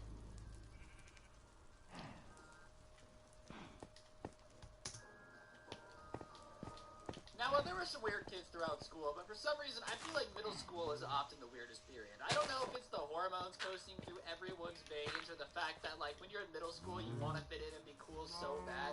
But most of the weirdest kids I ever experienced definitely happened in middle school. There was the kid that carried around lizard skin in his backpack and was trying to convince me that he was going to be a billionaire off breeding lizards. There were the kids that, you know, would post pictures of them eating, feces on the internet. Just the worst types of people imaginable. Definitely not the type of people you would normally expect. But for some reason, in middle school, kids are exceptionally weird. I think it's their overdose of X-cringe. And every middle schooler definitely does things they're going to regret. But when middle schoolers are weird, they're super weird. And there was this girl who I went to middle school with who I never really was super close to, alright? Like, I had her in a few of my classes, and I would just kind of watch from afar as her weirdness very slowly became apparent to everybody else around me. Like, I always knew she was definitely a little bit bizarre. I could just tell by the way she would space out and was weirdly obsessed with hamsters, but, you know, for the most part, she seemed okay, until out of nowhere, her cringe started showing itself on a massive factor over a span of like 3 weeks. So from the very start of the year, this chick was weirdly obsessed with hamsters. Like, she could point out special species of hamsters and subsets and what they looked like. It was pretty bizarre, alright? Don't get me wrong, I'm pretty sure everybody's an expert in something that's a little off base. Like, I could talk your ear off about the YouTube algorithm or Counter-Strike all day, but hamsters are a weirdly specific thing to be really into, and every chance she had to write a paper or do a class project was about hamsters, and she was pretty weird about that. But then, out of nowhere, one day, I'm kind of sitting in my chair, kind of minding my own business, and I hear what can only be described as, like, squealing, for lack of a better word, coming from across the classroom. And I know I'm not the only one hearing it, because me and a couple other kids that were trying to write our essay and pay attention kind of start looking around too, like, huh, this is weird, you know? Like, I wonder what's going on. This is bizarre. We're looking around, and the weird girl who's obsessed with hamsters is just kind of keeping to herself, like, looking into her backpack and almost talking to things into the backpack and, like, not saying anything, right? So, obviously, after causing this massive distraction in class, because everybody's trying to figure out what the squeaking is from, the teacher looks up, and it's pretty obvious that whatever squeaking is coming from the girl's backpack. So our teacher goes over and, like, tries to not cause a scene, and is kind of like, hey, what's in your backpack? Is your phone going off? You know, what is it? What's going on? And the girl, without any prompting at all, without even so much as an attempt at making up any story, immediately just starts crying and said, I'm sorry, I couldn't leave them at home. I miss them too much when I'm at school. I miss them too much when I'm at school. I love talking to them. And everybody in the class is kind of like, what are you talking about? And that's when the teacher sees it. She had her backpack unzipped, and he could see some little eyes. She had 3 hamsters chilling in her backpack in English class that were making noise or whatever, because she missed them too much when she was at school. So obviously the teacher's kind of like, all right, well, I have to send you to the office. I really don't have a choice here. I don't want to, but, you know, you can't bring animals into the classroom. That's one of our only rules, all right? You can't show up with a lion on a cat leash. But as she's getting in trouble, obviously some kids have some questions. They're like, why would you bring them? Like, it's not even like you can do anything with them. And she starts going off about how she learned to speak hamster. She had stayed up every night writing down the amount of, like, noises her hamsters would make and the movements they would do so she could communicate with them now. Yes, that's right. This girl not only had smuggled Alvin and the rest of the chipmunks right into my English class and was sitting there trying to write an essay with them while talking to them in parcel tongue, but she was also convinced that she taught herself how to speak hamster. And hear me out here. I'm pretty sure hamster is not a language learnable by humans, okay? I didn't even know that hamsters made sounds until this incident. Like, if someone would have told me that hamsters have a secret way of communicating, I'd be like, oh, yeah, sure. You know, this isn't a chimpanzee. Now, this lady thought Alvin was really singing to her in hamster form, just chilling there like a G-Force member in a little hamster ball. I'm sorry. You're definitely a little bit delusional if you somehow actually convince yourself that you can speak hamster. So this upgraded her from DEFCON 1, from weird to, like, super weird, because anyone who's convinced they can speak to hamsters definitely is a little bit out there. And some kids were really mean to her. Whenever there were really weird kids in school, I would try my best to be nice and be chill with them, just because I know what it's like to feel made fun of, and, like, it's not a super good feeling. So whenever kids would be super weird or they have something weird about them, I would always try to be chill about it and make sure that they still felt welcome in school. But this girl made it really hard, because kids would constantly go up to her and ask her to speak hamster as a joke, right? Like, oh, can you teach me how to speak hamster? I want to speak hamster. And this girl, I want instead to of being speak like, guys, it's hamster. not funny, like, haha, so cool, can I speak hamster? Would legitimately pull out a notebook where she had scribblings that she swore her hamsters were writing at night. This girl not only was dumb enough to believe she could speak hamster, she also convinced herself that her chicken scratch in her notebook was her hamsters waking up in the middle of the night, picking up her arm with like 3 of them and moving it around so they could try to teach her her language. And she would sit there and genuinely try to teach kids how to speak hamster. And if you were a brave enough soul to walk up to her and tell her, you know, people can't speak hamster, it's not a real thing, she would scream at you about how it was true and you just couldn't understand it because hamsters could only speak to smart people. Yes, because I'm sure the animals that are known to, like, eat themselves and get stuck inside of balls definitely are the Sounds most like my sophisticated girlfriend. species to ever exist, you know? If somebody was speaking dolphin and they were like, stupid people can't speak dolphin, I'd believe it, because dolphins are pretty smart. But you're telling me hamsters are the Stephen Hawking of the animal kingdom? Like, they're the ones that are too sophisticated that humans can't learn their language? Come on. If we can learn anything's language, it's definitely hamsters. Like, that one's the easiest one to learn, hands down. I don't even know why I'm explaining why I'd be able to speak hamster, because you can't speak hamster, but I'm still a little bit defensive that she thought I was too stupid to learn hamster. Okay, guys, I never got over it. I never did. So, I was trying to be nice, but she would also make it really hard to make her not seem weird when she would openly try to speak hamster to people in the hallways, and people would pretend they understood it and talk back to her in hamster, and she would pretend that she could understand what they're saying. Like, it was a weird thing. She didn't do herself any favors, alright? It wasn't like she knew she was weird and messed up and was trying to hide her weirdness. She was like, yep, I can speak hamster. But over the course of the next couple weeks, it just started to get weirder, and there was a little bit of a run-up in events, but let me basically break it down. So, out of nowhere, one time, we're really just chilling, doing our best to have ourselves a normal class, and this girl just starts bawling, and she starts saying that she can feel the spirits of one of her hamsters, and one of them had died at home, and she needed to be excused immediately. And so our teacher really doesn't know what to say, because it's not every day you have somebody come into your class like, yes, I'm a psychic, telepathic person who can connect with hamsters on a deeper level, and one of them has sadly passed away. The hamster ended up being dead, but she was convinced that it had a stroke while she was gone. Like, this girl was bizarre. She was convinced she could talk to hamsters, which, newsflash, you can't, alright? I'm here to tell each and every one of you, I don't care how much of your grandma's salad you have eaten, you cannot talk to hamsters. It's just not realistic. So that obviously doesn't help her reputation.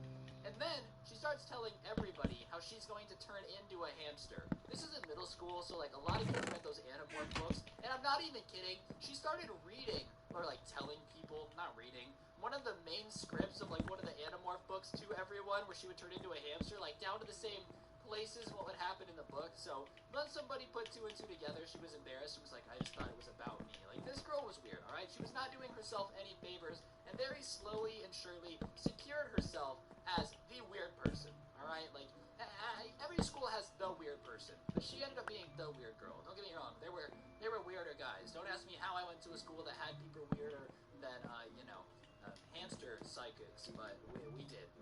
But the real incident that made me want to tell this story is deeper than her trying to speak hamster and her being a psychic. No. You see, one day we come into class and she's handing out these flyers that she very clearly threw together with a Crayola marker in about 15 minutes. And it's basically saying that we need to strike. We need to strike as a class in order to fight for hamster rights, because in China, hamsters are actually being forced to keep on the electricity. And we're like, huh? Pause? Hold up. What do you mean that in China, hamsters are being abused? Like, it wasn't like sweatshops are bad, like, we should boycott China because sweatshops aren't good. Now, this chick was really on some hamsters are being used to generate electricity, right? So I'm trying to pick her brain or whatever, and she starts telling everybody that she's giving these flyers to that she had a dream that China's entire country's electrical grid, like the country with 1 billion people in it, their entire electrical grid was powered by hamsters on the wheels running in circles. Like, the meme from cartoons where they're like, aha, how does it work? And then they have like a rat running on a wheel that powers the entire thing. This girl legitimately thought that was China's electrical system. And as I politely tried to explain to her when she tried to give me a flyer, that China definitely was not harvesting power from hamsters, she starts going on about how she knows because she's a psychic, and she could feel the souls of the hamsters in China that are being forced to keep the lights on. And that me denying it was just me confirming that I'm a speciesist. Yes, because apparently that's a thing now. I'm a speciesist, guys. If you're out there and you're a hamster listening to this video and you feel offended by the fact that I don't believe that China has an army of hamsters to power their country, then I deeply apologize. You're more than welcome to unsub. I don't feel like hamsters are really a massive portion of my subscriber base, so I'm pretty comfortable saying that. So, sorry for being a little speciesist, because I don't believe that China's entire electrical grid is run by rodents. This house is actually, like, really small. And I wasn't the only person to kind of point out how weird the theory that China's entire Because this house is just made out of boxes. There was another kid who took it a little bit further than me. When I saw how upset she got about when I said that hamsters didn't run China's power, she got really mad. So I was like, you know what? It's probably just not worth fighting with her, okay? I'm just gonna let it go. I'm not gonna press it. But there was one kid whose parents were from China who took a special offense to this because, I don't know, it was middle school. Like, I guess people saying that your mom and dad abused hamsters is kind of a weird thing to hear at 5 in the morning. It wasn't 5 in the morning, but you guys get the idea. And he was arguing with her and arguing with her and arguing with her. And what was her solution? Her solution was to use her 2 front teeth and bite this kid on the forearm because he wouldn't accept the fact that China used hamsters to power their entire country. So she sinks in with the power of 1,000 suns. I actually think she might have learned to bite from a hamster because those things got buck teeth and they can dig into your skin. This kid's arm starts bleeding, and she just looks at him and goes, do you believe that hamsters do the power now? And the kid's like, no! First of all, after the hamster girl that possibly has rabies bites you, generally the smart response is to be like, oh my gosh, yes, I never considered the fact that hamsters are a good power source. Just don't keep getting bit, alright? Like, this hamster girl could have 18 types of rabies, and you would never have any idea, because her only friends are hamsters, so even if she did tell her friends about her illness, we still wouldn't know. But this man doubled down and said no. So she rears back and bites him again. And at this point, he yells out in pain, and we're all confused. And she has her buck teeth still sunk into this dude's arm, like she's trying to hang on. She has a buck teeth. It's a fumbled football, and she's trying to make sure that she secures the fumble. This is the strangest thing I've ever seen. So the kid somehow stays calm after screaming, and eventually she stops biting him, and they're just arguing still about this stupid idea that hamsters run the power in China. And arguing with dumb people is a really pointless thing. Like, you're never going to win an argument with a stupid person. You just can't. I don't know what it is, but stupid people can argue for days, and there's nothing you can do about it, right? So, if somebody believes that a hamster is powering all of China, you probably shouldn't argue with them because they're dumb enough to believe that, alright? Like, I'm sorry. If you just believe things that are obviously not true, like, dinosaurs never existed, okay, where did the skeletons come from? And people are like, well, the CIA. Like, just don't even argue with him. It's Your not mom. worth getting into. He kept arguing. They both got in trouble, which was bizarre to me, because, when Hamster Girl bites you, the least you should do is not get in trouble. But, yeah, after that, she actually chilled out a little bit, but in 3 weeks, she went from relatively normal to hamster conspiracy theorist galore, who thought an entire country's power was ran on hamsters. And, if you disagree with her, well then, you were getting bit. And we all lived in fear of Hamster Girl for the rest of the school year. Weirdest girl in school, too. So back in, taking a geography class, because apparently it's very important that I know where stuff is on a map. And in this geography class, we talked about a lot of real countries, exist, things that are real. The Berlin Wall, Germany, Russia, and parts of Scandinavia. Other parts we know are obviously fake, because there's no way any place is as perfect as Finland. But, for the most part, you kind of just vibed out and learned where everything was. But there was this girl in my class that was convinced that she had some heritage from, a different place, We had to do this project for geography where we, did a little bit of our family history and study what country we were from, My grandma's from Germany, so I did Germany. A lot of kids did Italy, Mexico, Brazil, that whole thing.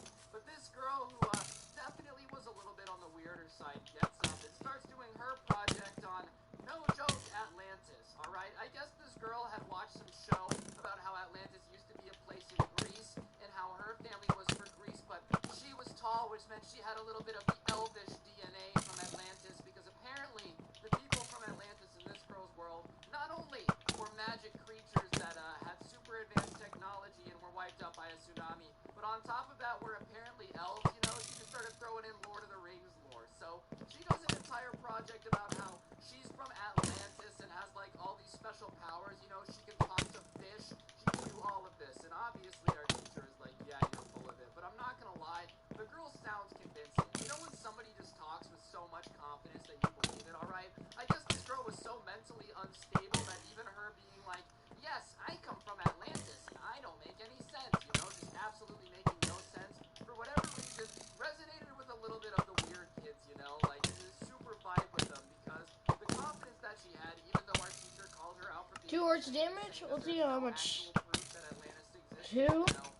Started to believe her, okay? And there were a bunch of people that started to think that she was actually from Atlantis. And she got this group of weird kids that used to eat lunch alone and bark at other kids, that group of kids, everybody knows who I'm talking about, alright? I don't name them, but one kid at your school definitely popped into your head, and we're not gonna mention names because that would be a little bit rude. Kevin, I'm thinking about you. And after a couple days of these kids listening to her for whatever reason, they become fully convinced that this chick is from Atlantis, and they start doing anything that she would tell them to do, bro. It was only a group of 5 kids, but in lunchroom and in classrooms, they're talking to each other in what sounds like dolphins. She had convinced them that they could communicate to each other supersonically by making when SpongeBob says naughty words, the episode of SpongeBob when he just really gets naughty on him, She has this group of 5 kids walking around the school speaking to each other in dolphin. And it starts to spread out of just our geography class. And I'm not even kidding you. She has a group at the end of the week of maybe 15 kids that are walking around speaking to each other in dolphin and believing that they are literally being led by somebody from Atlantis. And I hate to be the bearer of bad news, guys, but Atlantis actually is not real. Yes, I know I might be breaking some of your hearts. Some of you may be very angry at the fact that I am dropping truth bombs out here, but weird girls that used to pretend to be cats definitely don't suddenly come from a magical place where they get magic elf powers, alright? Yeah. As cool as that would be, we are not living in a Percy Jackson book. It's just not something that happens. And I guess just having control over these kids wasn't enough. I'm not a weird kid for the most part, but all I'm saying is if I had a group of 15 people that I had convinced to speak in dolphin tongue in school in front of other people, and they would do anything I said, I would not mess it up, alright? I would not push for any more power. I'd just be vibing and have my army. Low-key, an army of 15 people is pretty impressive. You can do some pretty cool things if you have 15 people that are convinced that you're a demigod who can speak to fish. That's pretty dope. But for whatever reason, this girl decides that that's not enough. Just having the power over these kids thinking you're a god is not enough. Like I said, I would take it. That's pretty impressive. Do you know how much less homework I would have had to do in high school if I had 15 people that I convinced, you know, speaking fish tongues to do it for me? Alright, now that I'm thinking about it, people that are dumb enough to be convinced to speak in dolphin tongue in school probably aren't the type of people that you want doing your homework. Like, that might be a little bit of a conflict of interest because they're definitely not the sharpest tools in the shed if they're walking around thinking that they can talk to fish. But whatever. She decides that it's not enough to just have the power over these kids. She needs to do something. Maserati. Make a statement. Let everybody know she means business. And I guess something that people from Atlantis apparently do is hate when people eat fish. Yeah, that's right. That's where they're drawing the line. Polluting the ocean, a garbage patch the size of Texas? Nah. Nobody from Atlantis bats an eye. A school cafeteria in the middle of Las Vegas feeds their kid fish sticks? That's where we cross the line. So she decides, whoa, I just burped and talked at the same time. That was like a superpower. I understand how Peter Parker felt when he became Spider-Man now. Anyways, she decides that she's gonna change the world and protest the lunch ladies that definitely have no control over the menu giving us fish sticks, alright? So her and her crew of like 15 weirdos that are speaking in dolphin tongue come into the cafeteria and like grab the microphone out of this lady's hands. We had this lady who, bless her soul, was supposed to be like the security guard of the lunchroom, but she was 5'4" and like definitely not strong enough to fight back anyone trying to take anything out of her hands. So they grab the microphone and they start being like, every day we kill so many fish, and every day these fish just ask one question: why can't we be friends? So I ask you, people of this society, why can't we be friends with the fish? She got home. Dude, I made people believe I'm from Atlantis. Hey. They're not talking, okay? And even if fish could talk, I don't really care what fish have to say because they don't have opposable thumbs, and everyone knows if they don't have opposable thumbs, they don't get to have an opinion, all right? It's what keeps things civilized. So obviously, you know, they're like, if you are against eating fish, stand with us in solidarity. And then all 15 of these kids start like chirping randomly in dolphin. I don't know if chirping is the word, but I'm gonna call it chirping just because I really don't know what else you would call the noise. Like, I can't do it, dude. I'm sorry. I think I'm too far into puberty, you know. I'm too far past it. It's over for me now. I think my ages of being able to make salty noises is done. Pull out these giant, like, foam kois. I don't even know where you would buy foam kois. Maybe you have to put in a special order on Amazon. But they each have a foam koi, and they're like, these foam kois represent solidarity between man and water creature? Like, Man and water. Fucking water. One category. They're all the same thing. So the dean finally gets the microphone back, and he's telling everybody to calm down. And I guess this causes Fish Girl, you know, the one apparently from Atlantis, to have a conniption. And what does she do as a normal person holding this foam koi? She just starts ripping into it like her teeth. With her teeth, like a golden retriever, ferociously biting into a tennis ball, dude. This like 13-year-old girl is just ripping into this foam koi, like flinging it with her mouth. I'm not even kidding. She had her teeth sunk into it and is just viciously whipping her head back and forth. Like, you know when alligators do that thing when they're hunting where they grab it and start spinning? She's doing that with this foam koi, and she just starts screaming about how, like, society needs to respect fish and is just going unhinged. And even the weirdo kids that had somehow, for whatever reason, become convinced that this chick can actually talk to fish, even start looking at her like, is this lady okay? Because she is acting what we call extremely mentally unhinged, because that's exactly what you are. If you are delusional enough to think you're an elf from Atlantis, you're probably one step away from a mental breakdown, and I guess the dean kind of being like, calm down, we're not going to sacrifice everything to the ocean gods, was enough for her to have a conniption. So she's freaking out and destroying this foam koi. The people that are listening to her are low-key realizing that their leader might have some mental instability. So she ended up going to the nurse's office and going home. She came back to school the next day trying to act like nothing happened, but it really wasn't the same after that, okay? All the kids kind of realized how bat crap and insane it is to believe that this girl was from Atlantis. Okay, from there to there to there to there to there to there to there. Okay, so from here on, so far I've cleared 1, 2, 3. I got 7 done so far. Your homework for the rest of high school and coasted into adulthood with an army of people that are blindly loyal to you. bitch girl had to go insane in the lunchroom and just absolutely blow it, you know? She ended up becoming one of those weird cat girls that would like meow at people and scratch at people later in high school, so the apple really doesn't fall far from the tree. Whatever is loose in that girl's head makes her think she can talk to animals, apparently.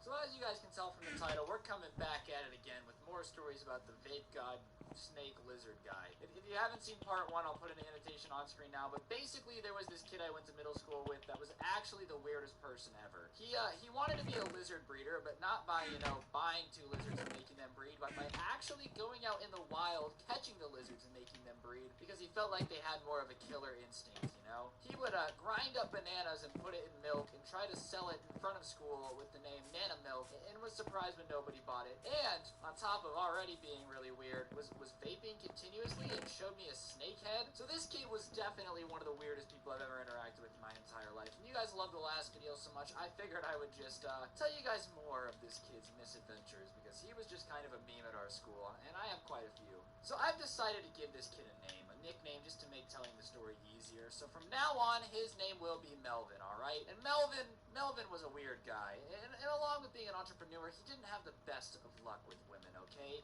Surprisingly, girls aren't fawning at the chance to date a guy who carries around a dead snake head in his backpack. Wild, I know, but if you guys are out there trying to pick up ladies, dead lizards is not the way to do it. In fact, it makes them run away from you.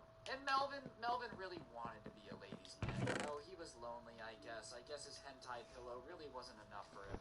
And he was constantly trying to hit on girls. And by hit on girls, I mean, I really don't think he knew how to talk to people. Melvin was notorious for doing 2 things. First things first, he would go to every girl's social media, like literally every single one of their posts, and then comment something weird. Not like, oh, you're cute, or the thing where you like someone's picture and then they like one back and you do that for a few days. Like straight up just stalking them and commenting on posts that were a year old. Which, I mean, Melvin had balls of steel. I don't know about you, but I would never, ever, ever comment on a post that's like a year old. That's just how you look like a crazy person. And then when the girls wouldn't respond, Melvin would go up to them the next day in person and be like, did you see my comment? And if they said yes, he would ask them for their phone number, but Melvin didn't have a cell phone. No. You see, Melvin would write down your phone number and then call you off his house phone. But when girls would talk to Melvin on his house phone, they would notice that someone was always listening, because Melvin's mom wouldn't let him talk on the phone without supervision. So just imagine trying to put the game on your crush, ayo baby girl, what you wearing, only to hear Melvin's mother, who named her son Melvin, on the line like, your dinner's ready. So Melvin didn't have what we call game.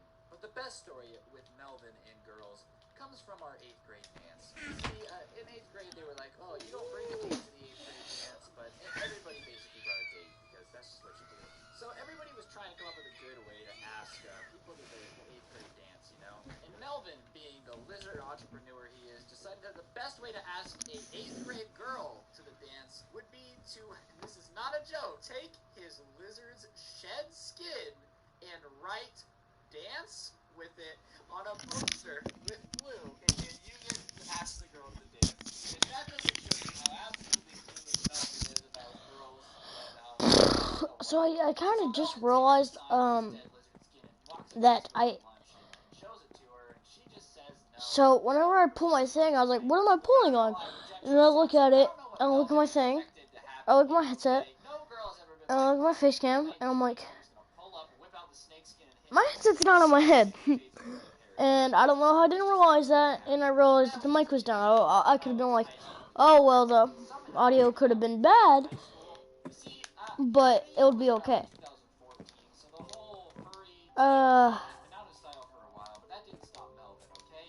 It was muted.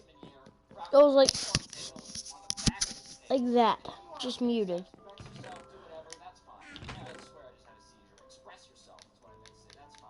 Melvin had the need to constantly flex the fact that he had this tail. Bringing it up in conversation, swinging it around, like I swear the guy would shake his butt when he walked, just so this tail would be swinging back and forth the entire time. And it was just a weird experience. So whatever, people start to mess with him a little bit, because it's just funny to see this guy walking around with the tail on in 2014. And instead of, taking it on the chin or stopping to wiggle the tail, holy shit, am I having a seizure? I can't talk. So instead of taking it off, he decides to tell his mom. And his mom was one of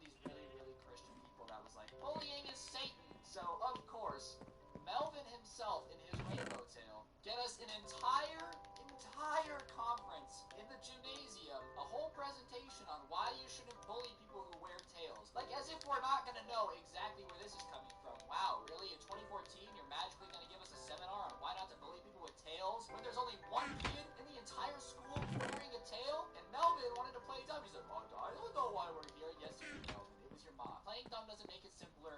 You're the reason that we're all here because you wanted to wear your tail and you couldn't take ridicule. Just take off the tail. Take off the tail, Melvin. Is it that difficult? So here we are getting lectured, all right? We're getting lectured. And Melvin has the guts to say, I don't know who this is about, but they're probably really brave. All right, Melvin. All right, buddy. Chill out, Melv. Little old Melvin had to be slick. But other than, wearing rainbow tails in high school, Melvin's luck with girls never got better either. There's not a story for that. I just wanted you guys to know that this guy never got a girlfriend. Until his senior year. You see, ladies and gentlemen, there's a little something called senior-freshman relationships, which are just weird. Something about a grown man, basically, dating a 14-year-old is just a little shady, in my opinion. If you're down for it, and, you actually have good intentions, that's fine, but usually they don't. And Melvin really didn't look like a kid, okay? He never shaved his beard. He was a neckbeard. This neckbeard was juicy, alright? Imagine Will Ferrell's Jufro. Will Ferrell's? Oh my gosh. Will Ferrell's Jufro, but on a guy's neck. That's what type of neckbeard we're working with here, okay? He looks like the type of guy that my lady's so hard with 7 fedoras on. So here Melvin is dating a freshman at the ripe old age of 18. She's a fresh 14. It's not a good look, and not to mention Melvin looks like a grown man. So a couple months into this relationship, the girl realizes that this is kind of a creepy scenario, and they break up. And Melvin didn't take the breakup well. You see, he came to school every day, just more disheveled than ever, okay? And it wasn't very good to begin with. And climax in him running into the girl's classroom and begging to get back with her during 3rd period English class and causing a soft lockdown because they thought he had become unhinged. Oh, Melvin. I'm not really sure what Melvin's up to these days. He doesn't have an Instagram. He doesn't follow me anywhere that I know of. But Melvin, if you are watching this, man, feel free to comment because I would love to have you on the channel and just talk about your life because you seem like it's pretty interesting. So after he caused the soft lockdown his senior year, he did get expelled because, they can't really have a mentally unhinged person running around the school like a maniac like Romeo and Juliet, except, Juliet, no, that's about right, because Romeo was an adult, Juliet was like 13. That story really sucked. I don't know why we learned that. Hey, kids, make sure to kill yourself if you, get in love with somebody who's like 6 years older than you that you've known for 2 days, secretly get married and then try to fake your death and run away from your rich family. It's not really a good lesson. I don't know why they still teach it to us. Now, I do have a few more stories about Melvin, but I don't know if Oops, I fell. This is a pretty long video. It's nearing, the 9-minute mark now, just from the raw recording I have. So I don't really know how this is gonna end up, but, yeah, I am gonna end it with the cake of Melvin stories, alright? You might be thinking, what possibly gets better than dating a girl so much younger than you and then having a freak out and causing a soft lockdown in the school? And let me tell you, folks. You see, Melvin also, before he left, wanted to do a senior prank. He wanted to go hard, alright? That's what she said. So, Melvin decided that the best way to do a senior prank was to do the old classic and try to lead a cow up the stadium bleachers into, the observer box. One problem, we live in Las Vegas, and no one knew where to get a cow, especially somebody like Melvin. See, Melvin was not the sharpest tool in the shed, as you can tell from the story. So, Melvin decided that instead of getting a cow and leading it up there and the whole prank being, they can't get it down, instead, Melvin decided that the prank had nothing to do with the inconvenience and more of the fact that there was a giant chunk of meat in the press box, which makes no sense. That's not a funny prank, Melvin. I'm not really quite sure what you were going for. So Melvin decided to head on over to our local supermarket, which had a deli in it, and buy basically a cow's worth of meat, Now, you might be thinking that must have cost a lot of money, and that's right. I'm not quite sure where he got the money, probably from his days and days of selling lizards, I guess. So Melvin buys basically a whole cow's worth of bloody raw meat and decides to go to the press box and just drop it. One problem. In Las Vegas, it's about 100 degrees until the end of August, and he did this right at the start of our senior year. So imagine, basically a cow's worth of meat just sitting in a press box, in 100-degree weather for about 3 days before anybody noticed. And by the time they did notice and opened it, it had smelled so bad, and the maggots had infested the meat so much that they had to call it a biological unit to dispose of it. Real good senior prank, Melvin. Getting the school shut down because of biological warfare, basically. What a god, what a stand.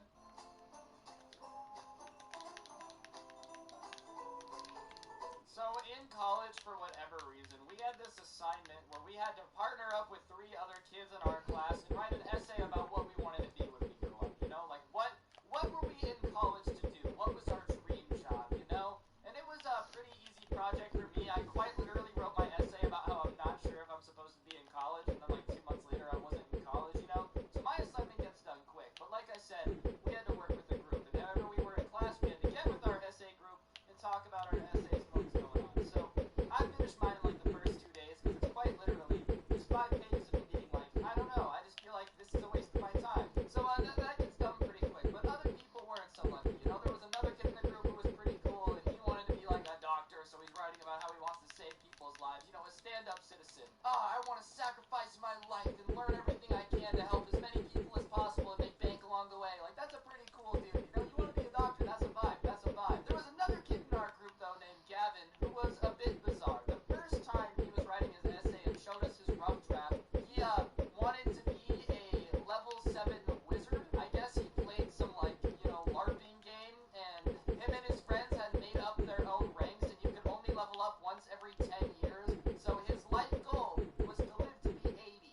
You know, not for anything cool, just so he could be a level 7 wizard in their LARPing game, you know? I don't want kids, I don't want a wife, I just want to make it to be 80 to make it in my LARP game. But whatever, man, everybody's into something different. I ain't really gonna judge you that hard, so I was like, yo, that's pretty dope, but I don't think our teacher's gonna vibe with it, you know? It's kind of asking, why are you in college? And I don't think there's a college class called being a level 7 warlock at the age of 86. And something that this dude would do was constantly tell us how much smarter he was than us, alright? He'd be like, yeah, I've taken plenty of IQ tests online, and don't take this the wrong way, but like, you simpletons probably won't be able to grasp my essay when it's done. You guys had a hard time understanding my rough draft. And so, you know, I'm just being called stupid by a man whose life goal it is to be like a level 7 wizard. And I'm just kind of vibing out, and you know, I'm just doing my thing, trying to help him. And so he says, well, what should I write my essay about? So I tell him, well, it's about something in college. What are you getting your degree in? He says business. I'm like, all right, well, do you have any business ideas? And he goes, well, someone at my IQ level obviously has business ideas. You don't get to be to where I'm at by, you know, not being a genius. Yes, how could I forget the ever-increasing genius pool of level 7 wizards? Like, I didn't really know how this dude wanted me to respond to that. Like, obviously I have business ideas if I'm a level 7 wizard. Oh, yeah. Who could forget that when you go on Shark Tank, the most important thing to do is look at Mark Cuban and go, listen, Mark, I have no business experiences, but I'll tell you what, I'd be a mean level 7 wizard, alright? So give me my $15 million for 1% of my company, and let's get out of here, alright? Quit playing games. It's not funny anymore. Like, I'm sorry, that's just not how that works. But whatever. He decides that he's gonna go home and come back with a fantastic business plan. One that's gonna blow me out of the water, the teacher out of the water, get him an A on his essay. I'm like, alright, good for you. Because in all honesty, I hope every single one of you comes up with a great business plan and becomes billionaires. You guys all deserve that life. So whatever, the next day comes and he walks in swag and he starts telling us how we're about to witness the next level of the future, okay? The idea that he came up with is so foolproof. He can personally guarantee he will be a millionaire by the end of the year. And we're like, alright, you know, so what you got? Tell us about it. And so me and this kid are sitting there just like, you know, looking at this dude wide-eyed. And obviously we don't think he has a plan that'll make him a millionaire by the end of the year. And he opens up with this. What is something that has entertained you through the eons? And we're like, I don't know. He's like, fighting. Whether it be MMA, or gladiators, or even jousting. Combat has always been something that has brought people joy in times of entertainment. And we're like, alright, a little intense, but fair enough, bro. I like watching MMA. I'm not gonna try to fight you, but every now and then, you know, I'll watch some people fight. It's pretty sick, fair enough. And he goes, okay, what else have people loved since the beginning of time? What is man's best friend? And I'm like, I don't know. He's like, well, dogs. Okay, fair enough. Dogs are man's best friend. But if you're like me, and you're a logical person, you're probably thinking right now, I don't really understand what dogs and the fact that people like to watch fights has to do in common. Like, you're not quite sure how these things are related. And that's because you're a real human being with a brain who thinks. And he starts to explain to us that he's going to teach dogs how to box and then do a dog boxing league, which is dumb for a few reasons. First of all, you can't teach dogs how to box. That's not on their list of tricks. And when I told him that, trying to be a nice guy, hey man, it's a cool idea, but I'm pretty sure that you can't teach dogs how to box, he looked at me, got mad at me, and was like, ugh, such simpletons. Obviously, if you were smart enough, you could train dogs to do anything. Look at all the jobs that dogs already do. He starts saying they guide blind officers, they help firefighters. Dogs can be trained to do any job. I'm like, yeah, but in all those instances, you know, they're kind of just trained to, like, sniff stuff. They're not trained to be fighting each other. Not to mention, dude, the other thing you forgot, dog fighting is illegal.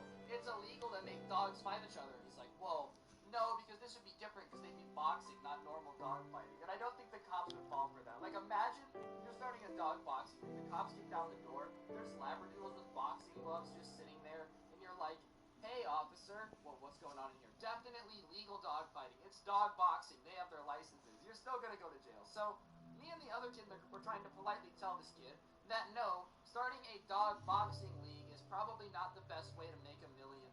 Like, it probably is not possible to do that and make a lot of money. So he starts going off about how we're stupid and we're not the teacher, so we should not be giving him any opinions on his business idea. Too dumb to get it. Yes, I am too dumb to understand that starting a boxing league where dogs have to fight each other probably won't work. It is probably not going to. So sorry, you know? Imagine this dude just trying to train dogs like there's puppies. He's got a box. Puppies just look at him and like crawl away, dude. Like, how would you even train dogs to fight? I mean, they train them to like sniff stuff by, you know, using their strong nose and like rewarding them. What are you gonna start giving the puppies treats every time they land like an RKO on somebody and knock them unconscious? How would you even train dogs to fight? So whatever. He goes off on me because I'm the idiot for telling him that a dog boxing league won't work, and he starts telling me how it's gonna and fighting, which is a really weird combination of stuff people love. That's the equivalent of this. People love eating, right? Everyone loves food in one way or another. Everybody loves one type of food. You might love In-N-Out. You might love Chinese food. You know, China. You might love China. Sure, you might love China. I don't care. You can like whatever you like, man. Anyways, what else does the internet love? So what if we be, okay, my other friend, who, like, wasn't really my friend, but obviously, you know, I got along with him better than the person who was calling me a moron for not believing in the dog fighting league. Now we vibing, alright? So, we turn ours and we get it done. This kid gets a D, because obviously our professor points out to him that he cannot start a dog fighting league for multiple reasons. The teacher puts on the essay, and I quote, I don't think you could train dogs to fight. Also, pretty sure this is illegal. And you know what happens? The kid walks up to us and says, since you guys left the group, he graded mine unfairly and gave me a D when I should have gotten an A because my business plan was foolproof. So I'm like, alright, let us see, like, your business plan, because it was a business class. And this is what he outlined. He outlined that he was going to charge people $3,000 to enter a dog in the dog fighting league. And then he was going to teach it to box personally. He was going to spend every day with a bunch of puppies that people paid $3,000 for, teaching them how to box. And when they learn how to box, then they would pay-per-view the fight for $200 on ESPN that he doesn't have a contract with. And it would sell out, and basically that's how they would make all their money. You're telling me people are going to pay twice what they pay for a Conor McGregor fight for a dog boxing league, bro? You're just delusional. But regardless, some people out there are weird, you know? I guess some people out there just want to start a dog fighting league for some reason. Not even a dog fighting league, okay? No Michael Vick in here. A dog boxing league, and just don't understand it's a bad idea. And apparently, when you point out to them how bad their idea is, it's completely your fault. But I guess certain weird people out there really just be doing the most to give you good story times.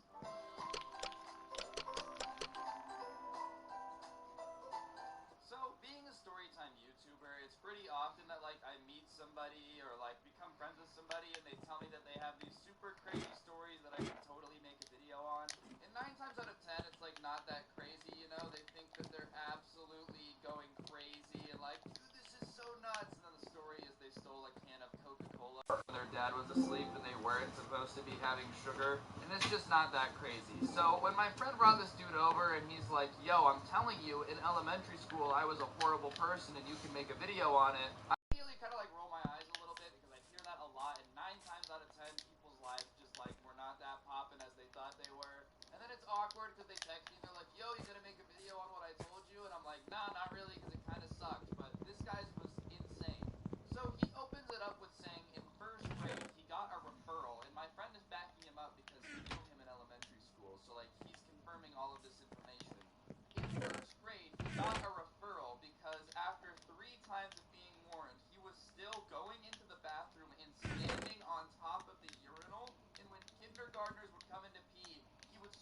them to scare them and make them pee their pants. That is right. As a 6-year-old, he was like, what is the most effective way to make as many people as possible pee their pants on school grounds? Oh, I know. I'll climb on top of the urinal and do a 2009 YouTube prank on these kids. So, like, as a 6-year-old, if your mind is automatically thinking about how to get as many people as humanly possible to pee their pants, you're probably not the best person ever. But what I love the most is he tells us that he had been warned 3 times to stop doing it, meaning that there were multiple occasions where a teacher had walked in and, like, just seen this kid standing on top of the urinal, hyped to scare somebody and make them pee their pants, and was like, listen, man, we already gave you 2 warnings. Remember, this is your last warning. Don't do it again. Only for homeboy to just hop back up on the urinal as soon as he turned around and just send it anyways. Could you imagine those poor kindergartners, dude? You're 5 years old. You've had a stressful day of, like, learning the alphabet and drinking apple juice. It's about to be nap time, so you gotta go pee.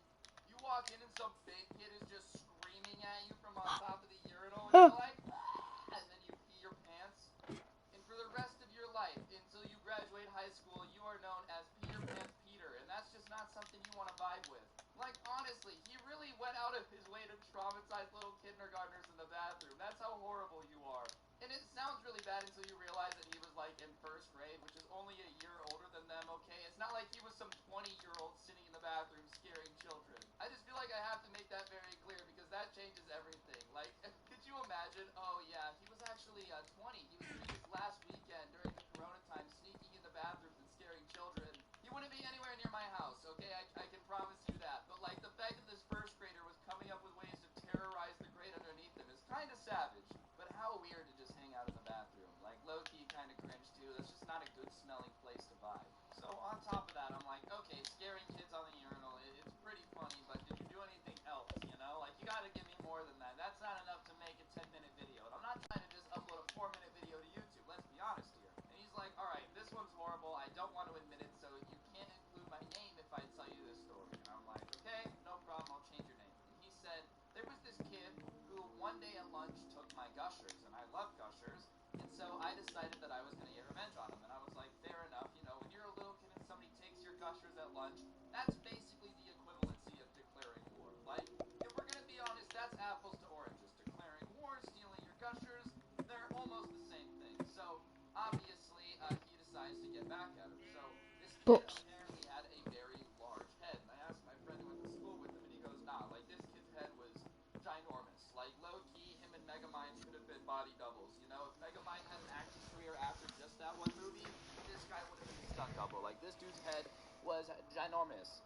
So, he starts a rumor because, you know, this is, like, 1st grade, so kids are really young and will basically believe any rumor. I don't know what it is about young kids, but, like, there's just this inclination, oh my god, I can't talk, to believe anything you hear, you know? Like, oh yeah, it seems legit. Like, if somebody just says, nah, dude, I swear it's true. As a little kid, you're like, yeah, alright, seems legit. Like, I mean,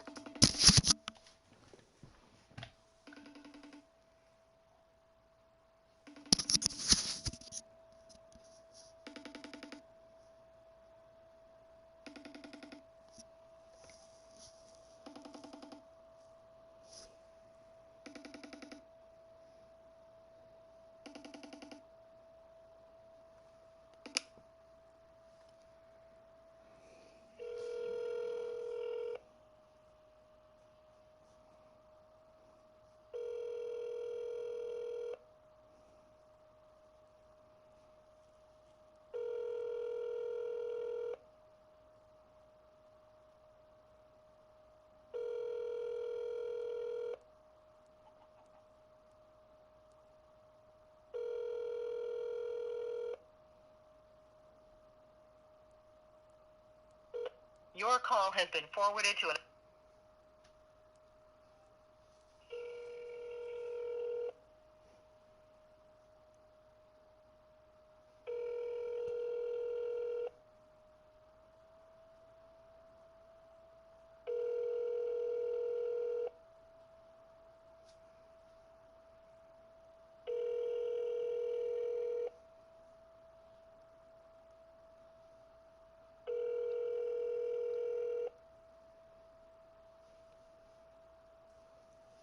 Your call has been forwarded.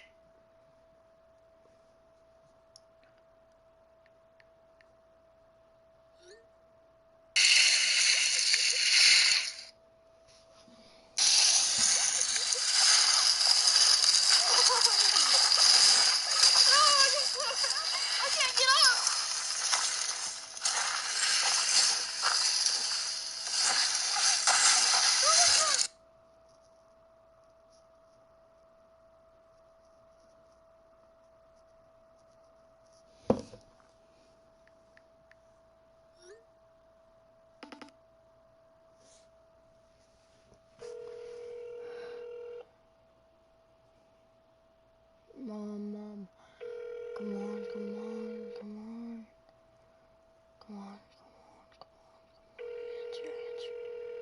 Answer. Come on.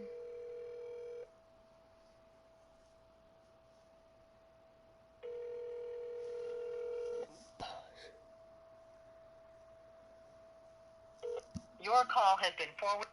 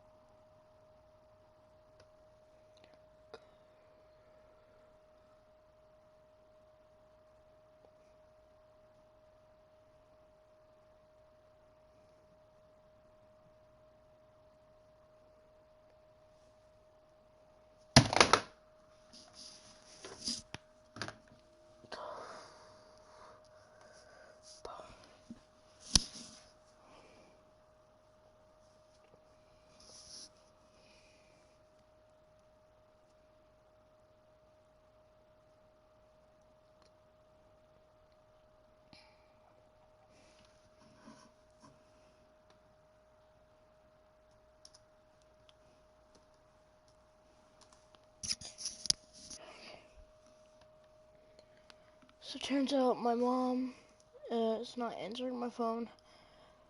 I am low-key kind of scared because whenever I call her, she like answers immediately no matter what, or she'll answer like quick, and she's not answering right now, and I haven't heard of her from the entire day.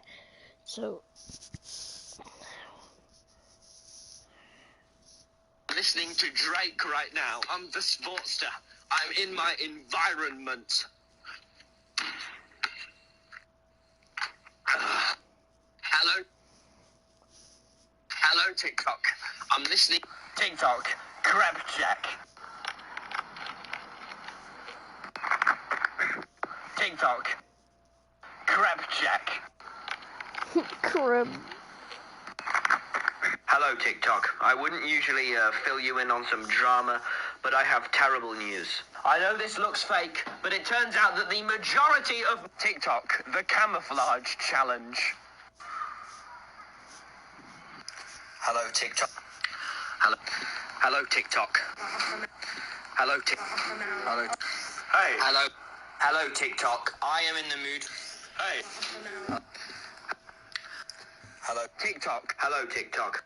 TikTok. Crab Jack. Hello, TikTok. I'm listening to Drake right now. I'm the Sportster. I'm in my environment. Hello, TikTok. I'm listening to Drake right now. I'm the Sportster. I'm in my environment. Hello, TikTok. I'm listening to Drake right now. I'm the Sportster. I'm in my environment. TikTok. Crab Jack. TikTok. How much likes does he have? Is that... I'm listening to Drake. Oh my God. I can't see. I can't see. Help me. Call 911. 911, what's your emergency? Help me. I'm going blind. Los Angeles Fire Department, we got a call from this address. I'm coming. Hold on. Yeah, battering ram. Ma'am, step away from the door. We're coming in. I can't see anything. Have you been having trouble with your vision before today? No, always been 20/20. This morning, I'm going to open up your eyes and I'm going to shine this light. Okay? Just relax. I'm going to shoot the lens. It's almost like a covered in film. What was that? Well, I saw something. Oh God. Just trying to stay calm for us, okay? Let me grab a four-star sample drop. Maybe it could be some kind of bug.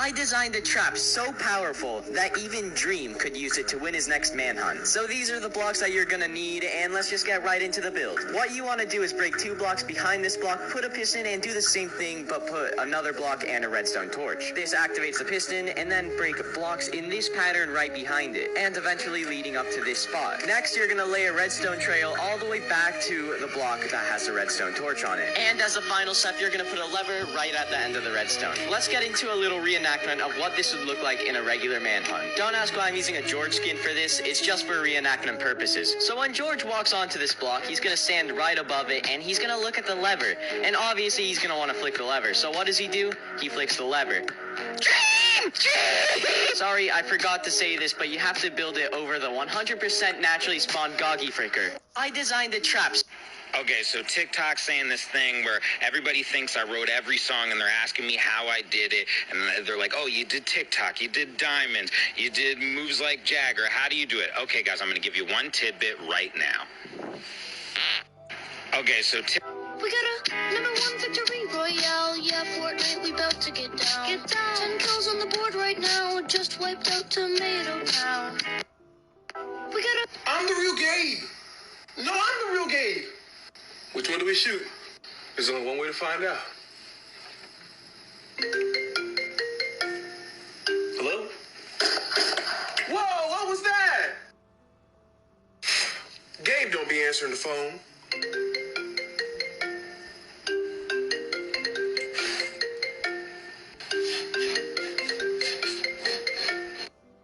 I'm the Team 25 City Tour back to back, ain't stopping. Let's find out how the Mandalorian toothbrush will clean my stained teeth. It's disclosing time. Let's check the before.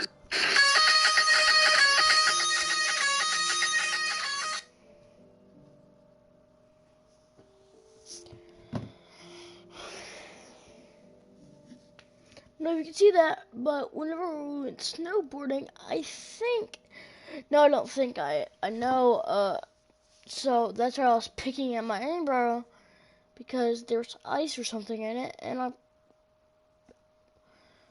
guess my eyebrow got frosted and came off. Creepy ass hoe tryna fuck. I ain't worried about a hoe or a slut. Niggas really want smoke, so it's quiet. So when you niggas really pulling up, you lying. Creepy ass hoe tryna fuck. I ain't worried about a hoe or a slut. Niggas really want coming after. Who's the first artist you're coming after? 21. 21 Savage? My name is. Tyga? Yeah.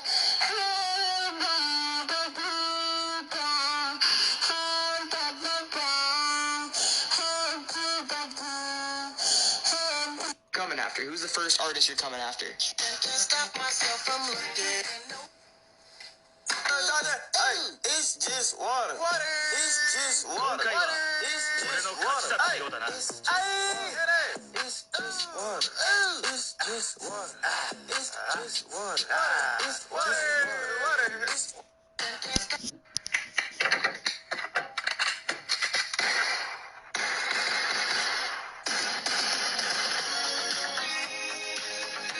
It is whole. I wonder what will happen if... Oh, look at that! It is Comrade Boris's first American cream pie! It is whole. Look at this man. He's sitting on the ball like it's a couch. I think it's time we scare him.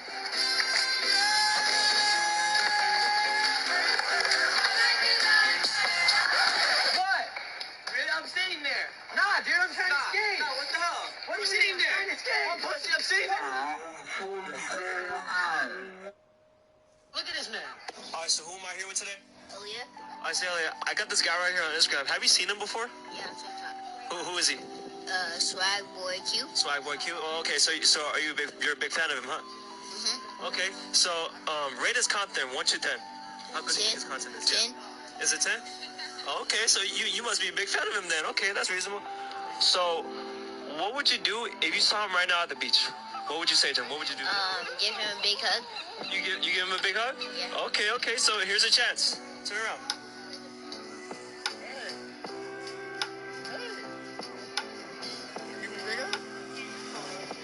Alright, so who am I here with today? Ilya? Please. my God, Riley, we are in a public park and I am hungover. I don't have time for this. Excuse me, can I just get past? Yeah, back off, but Dr. Phil? Man, I could really use your help right now. She's not listening. Oh, well, I wasn't really on duty, but I can tell you this. You don't want to give in to a tantrum. Don't reward bad behavior, that's for sure. Janet, it is simple. Simply pick her up by ear and throw her in car. What? I really don't think that's the best advice. Oh, because you know everything, Dr. Phil? All due respect, are those your little thugs over there bullying an adult? What? You need training wheels, you big baby? I remember when I was 2. I have a balance deficiency. It's a real thing. Sir, do you need some help? Wait, Dr. Phil? Are you saying I'm not a good mother? Do you want to go, Dr. Phil? Now you done it. Hey, look, I don't want an international incident here. Put this song in reverse and tell me what you hear. Hey,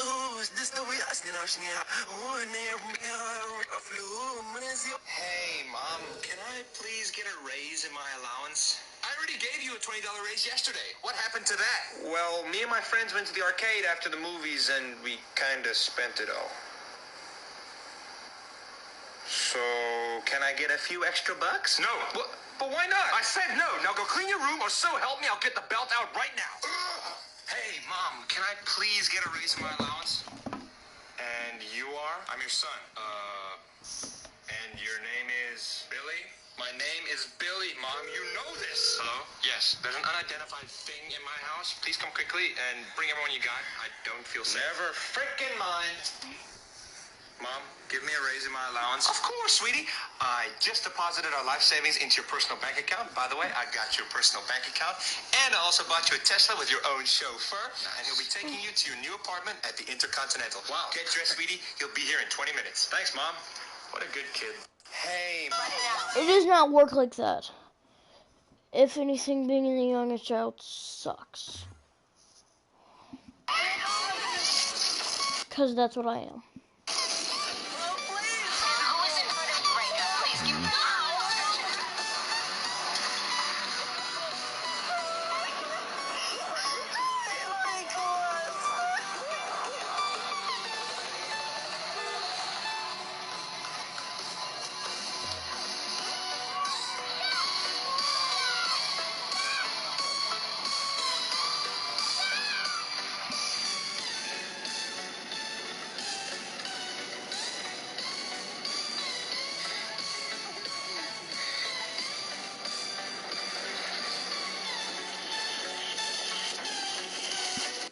Worst rappers to ever exist, part 1. Like and share if you see a bad rapper.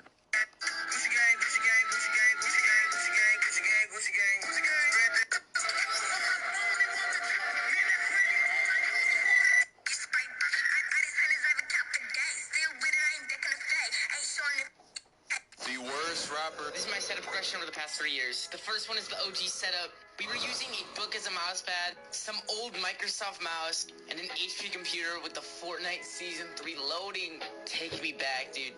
Next, we had some big plays. We added a wireless mouse, a mechanical keyboard, and a monitor. We still were powered by that laptop, but this was definitely a step in the right direction. Right here, I was balling on a budget. I wish I still had this kind of swag. Look at me.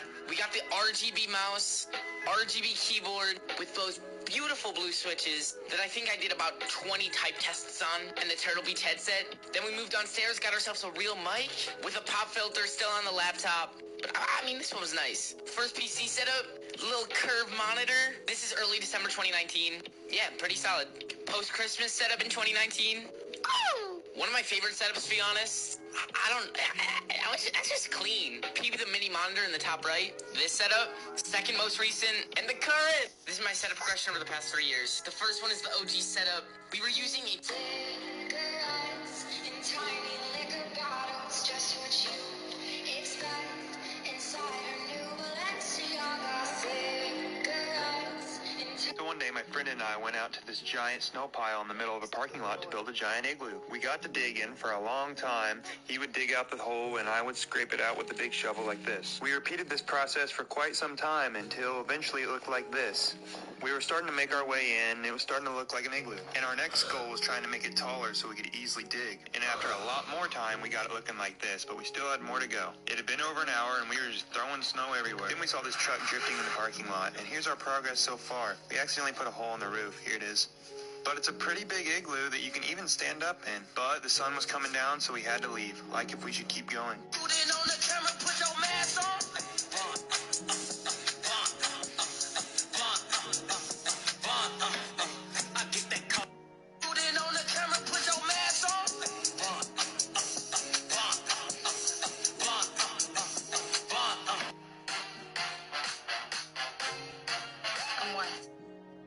Dude, I've been having way too hard of a time recently keeping up with some of these people. Like, they're just too good, man. I can't compete. They aim so much better than I do.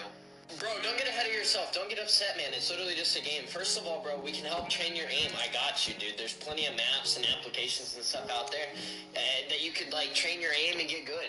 Yeah, no, bro. Like, I completely understand. I know there's things out there, and I actually used one last week. I tried Kovacs last week, and it didn't even work, dude. Like... Wait.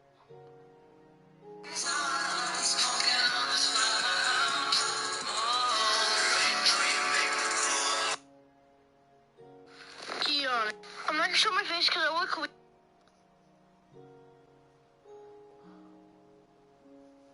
Look at my other videos. I hate the snow now. So I love the snow, but I got hurt. Still didn't make me hate it. But my eyebrows got frosted, and then whenever I took the ice off of them, look at my other video. I gotta remix this video. So I like the snow, but also very much hate it.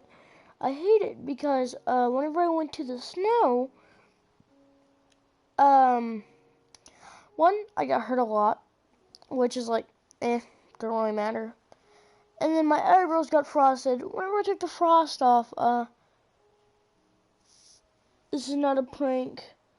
I don't know how I could be making that up, but I got like a bit, like my eyebrow, like hair off my eyebrow came off, like, look at that.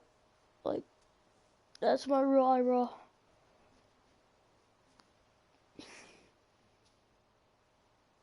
I lost at least half of it. So, Carly and Emilio just landed a massive new deal with Dunkin' Donuts to basically just add foam to this shit. Have you guys had the original drink before? No. Okay, imagine this with whipped cream, okay? Do you want to try it? Yes, come on. This shit not that good. No, it's not good. It just tastes like regular coffee. How do you just catch it like that?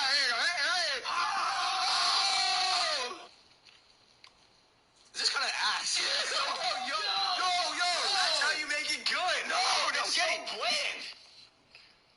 I got a mouthful of sugar. I wake up, I'm having a great day, right? I get up out of bed, I check my phone, I go on Twitter. I didn't really tweet much all day, I just kind of forgot and I had stuff to do. And I ended up having to go to Best Buy, okay? And if you don't know what Best Buy is, it's basically like a store filled with just like nerd shit, house appliances, and like DVDs and TVs and shit. I don't know, it's a bunch of stuff. But me personally, I like the snow. Carly and Emilio just landed a massive new deal with Dunkin' Donuts. I literally don't even care anymore. But it says that the sink made a new video, so I guess that's good. Hopefully their videos can cheer me up, since I'm missing half my fucking eyebrow. But let's go. Sink. Yep, the new video 2 hours. 2 hours ago. Yep. That's nice. Carly and Emilio just landed a massive new deal with Dunkin' Donuts to basically just add foam to this shit. What? Wait. What's it called? The Charlie .0 logo now? Oh, it's .20? That's on par with you saying like 010 yesterday, dude. I haven't drank Kool-Aid since like 010, bro. Yeah. That was rough. I need to go back to school, bro. Yeah. I've been in school so I know, and it looks like we've been on vacation. Yeah, man. We just got back. Yeah, you look like you went on a cruise just to gills. That's what you look like, honestly. Grandmothers, I likely. Yeah. Really? Right before we get started, big thing yesterday, Jason Derulo commented back at us. Oh. Yeah, I said this this is our best TikTok ever. Yeah, and we did go after him pretty rough. And you were especially rough on Jason Derulo, bro. Can I explain myself real quick? Yeah, go for it. What I should have said in the last video, I used to be a fan of Jason Derulo. Yeah, obviously had a lot of bangers, but just to see him now just like convert to just a TikToker, kind of, and like, you know, it hurts. You're not happy for him? You're not happy for his success? I'm happy that he found a different platform, but I'm just like, damn, bro, your music could have got you back in it, not. Yeah. You know what I'm saying? This is a big milestone, though. I think we can agree. Jason Derulo from the back of he is a big deal. Yes. I did not even know who Jason Derulo is, and I still kind of don't. Alright, guys, we're going to get into it. And last thing, obviously, thank you for all the comments about how jacked I was yesterday. You guys obviously know that. Definitely not jacked at all. Yeah. Alright, guys, make sure to subscribe. Hit that notification bell. Also, Instagram will be linked down below. Alright, ready to go? Woo! Guys, this is the drink right here. It essentially just has foam added to it. What do you know what's crazy? She gonna get $1 million off of whipped cream. Yeah, like white stuff always makes it better, right? Oh, dude, we're talking about Dunkin' Donuts, bro. Yeah, exactly. We're talking about creamer. What is wrong with Yeah, I'm talking about creamer, not creamer. Like, oh, yeah, I know what you mean. Okay. Yeah, not ejaculation. Okay, come on now. Alright, Charlie posted this, and it's essentially just the same drink, but foam added to it. That's a cheat of money. That's like, it should be at least like cookies and cream or flavor. It's whipped cream, and she's gonna get more money off. Do you have to pay extra for the white stuff? I think you do have to pay extra for the white stuff. It's just it's a little bit more calories and stuff like that. Does it take longer, or? Yeah, oh, dude, why are you turning everything into like, yeah. Never mind. That's some sus boys in this chat. I mean, shit, I'm still gonna try it. Yeah, honestly. The way I see it is, what do you guys think of these photos right here? These are the photos that she used to promote the actual drop. It makes me want to drink a Charlie. It really does. It does the job. Especially in the sunshine, when she's in the sun, like you want a fucking cold drink. Yeah, she's making that shit look so tasty. Do you think the marketing's spot on? Like she's good. You know, the pictures look like they're like a selfie, right? But they're probably really planned out. Yeah. Yeah, I mean, it does the job well. Like the drink looks so juicy, bro. So succulent. I mean, what do you guys think of the original one? Bro, I've never even tried the first drink. Like, I've never tried the first drink, but that whipped cream just hit me. No, yeah, the whipped cream looks 10 times better on that. Yeah, it does. Yeah. So, if you guys ever made a drink with like Dunkin' Donuts, for example, what would it be called and what would it like? Really? Only 2 hours, and I just hit it. Yeah. What about you, Chris? I call like the cookies and Chris iced mocha. The cookies and Chris. The cookies and cream though. Dude, why would it be called Cookies and Chris? Yeah, it's like cookies and cream is the good part, and I'm Chris. And you're extra creamy. I'm extra creamy. Oh, so there's like extra version of Chris. Yeah. Like what the? Yeah. So what exactly would come out of people buying this? What would be your Extra cookie and Chris. They're gonna come out and be like, damn, why did I ever go to the Charlie? You know, I'm not even gonna go to Dunkin'. I'm going straight to Starbucks. You know what I'm saying? Hometown versus gotta represent. Dude, all I'm imagining is like 16-year-old like teenagers going to high school and like right before like 5:40 in the morning, he's in Chris. Yeah, and they're like go to Starbucks and like I want the cookies and Chris. Yeah. Man, you know that drink would be like $10 too, though. Chris overpriced the fuck out of that drink. Dude, my drink's gonna be like at least $5. You know, get your nice little $5 drink before class. It's gonna be cheap. Okay. You know what I'm saying? And the teachers be like, "Why are you late?" I had to pick up the cookies and Chris, man. I'm sorry. Yeah. Yes, I think we could launch it eventually. Obviously, the first deal is we work with Jason Derulo. That's the first big collab that we want to happen. Obviously, we want to do it with him, and then after that, with Starbucks. What? Well, yeah, we want to do a race. Okay, we're cool with it, but we're not that cool. Yeah. We'll do that, and then we'll work with Starbucks to create the cookies and Chris. But moving on, if we're working with Jason Derulo, I'm not fucking working on it. Why? I'm just saying we're cool with him, but we're not that cool yet. I don't give a he's still Jason Derulo. Alright, so we will make that happen next. Our big goal will be to get the cookies and Chris going. Dude, guys, if you guys are on Twitter, tweet at Starbucks and tell them we need that cookies and Chris to happen. That's what we need. Cookies and Chris, let's go! Alright. It's gonna be good. Let's make it happen, guys. Come on. Yeah, and I promise you, Chris, I will hate the idea of Chris getting rich off of a drink called cookies and Chris. Guys, please. No! Never mind. Don't tweet anymore. Alright, let's get back to it. This is the original drink.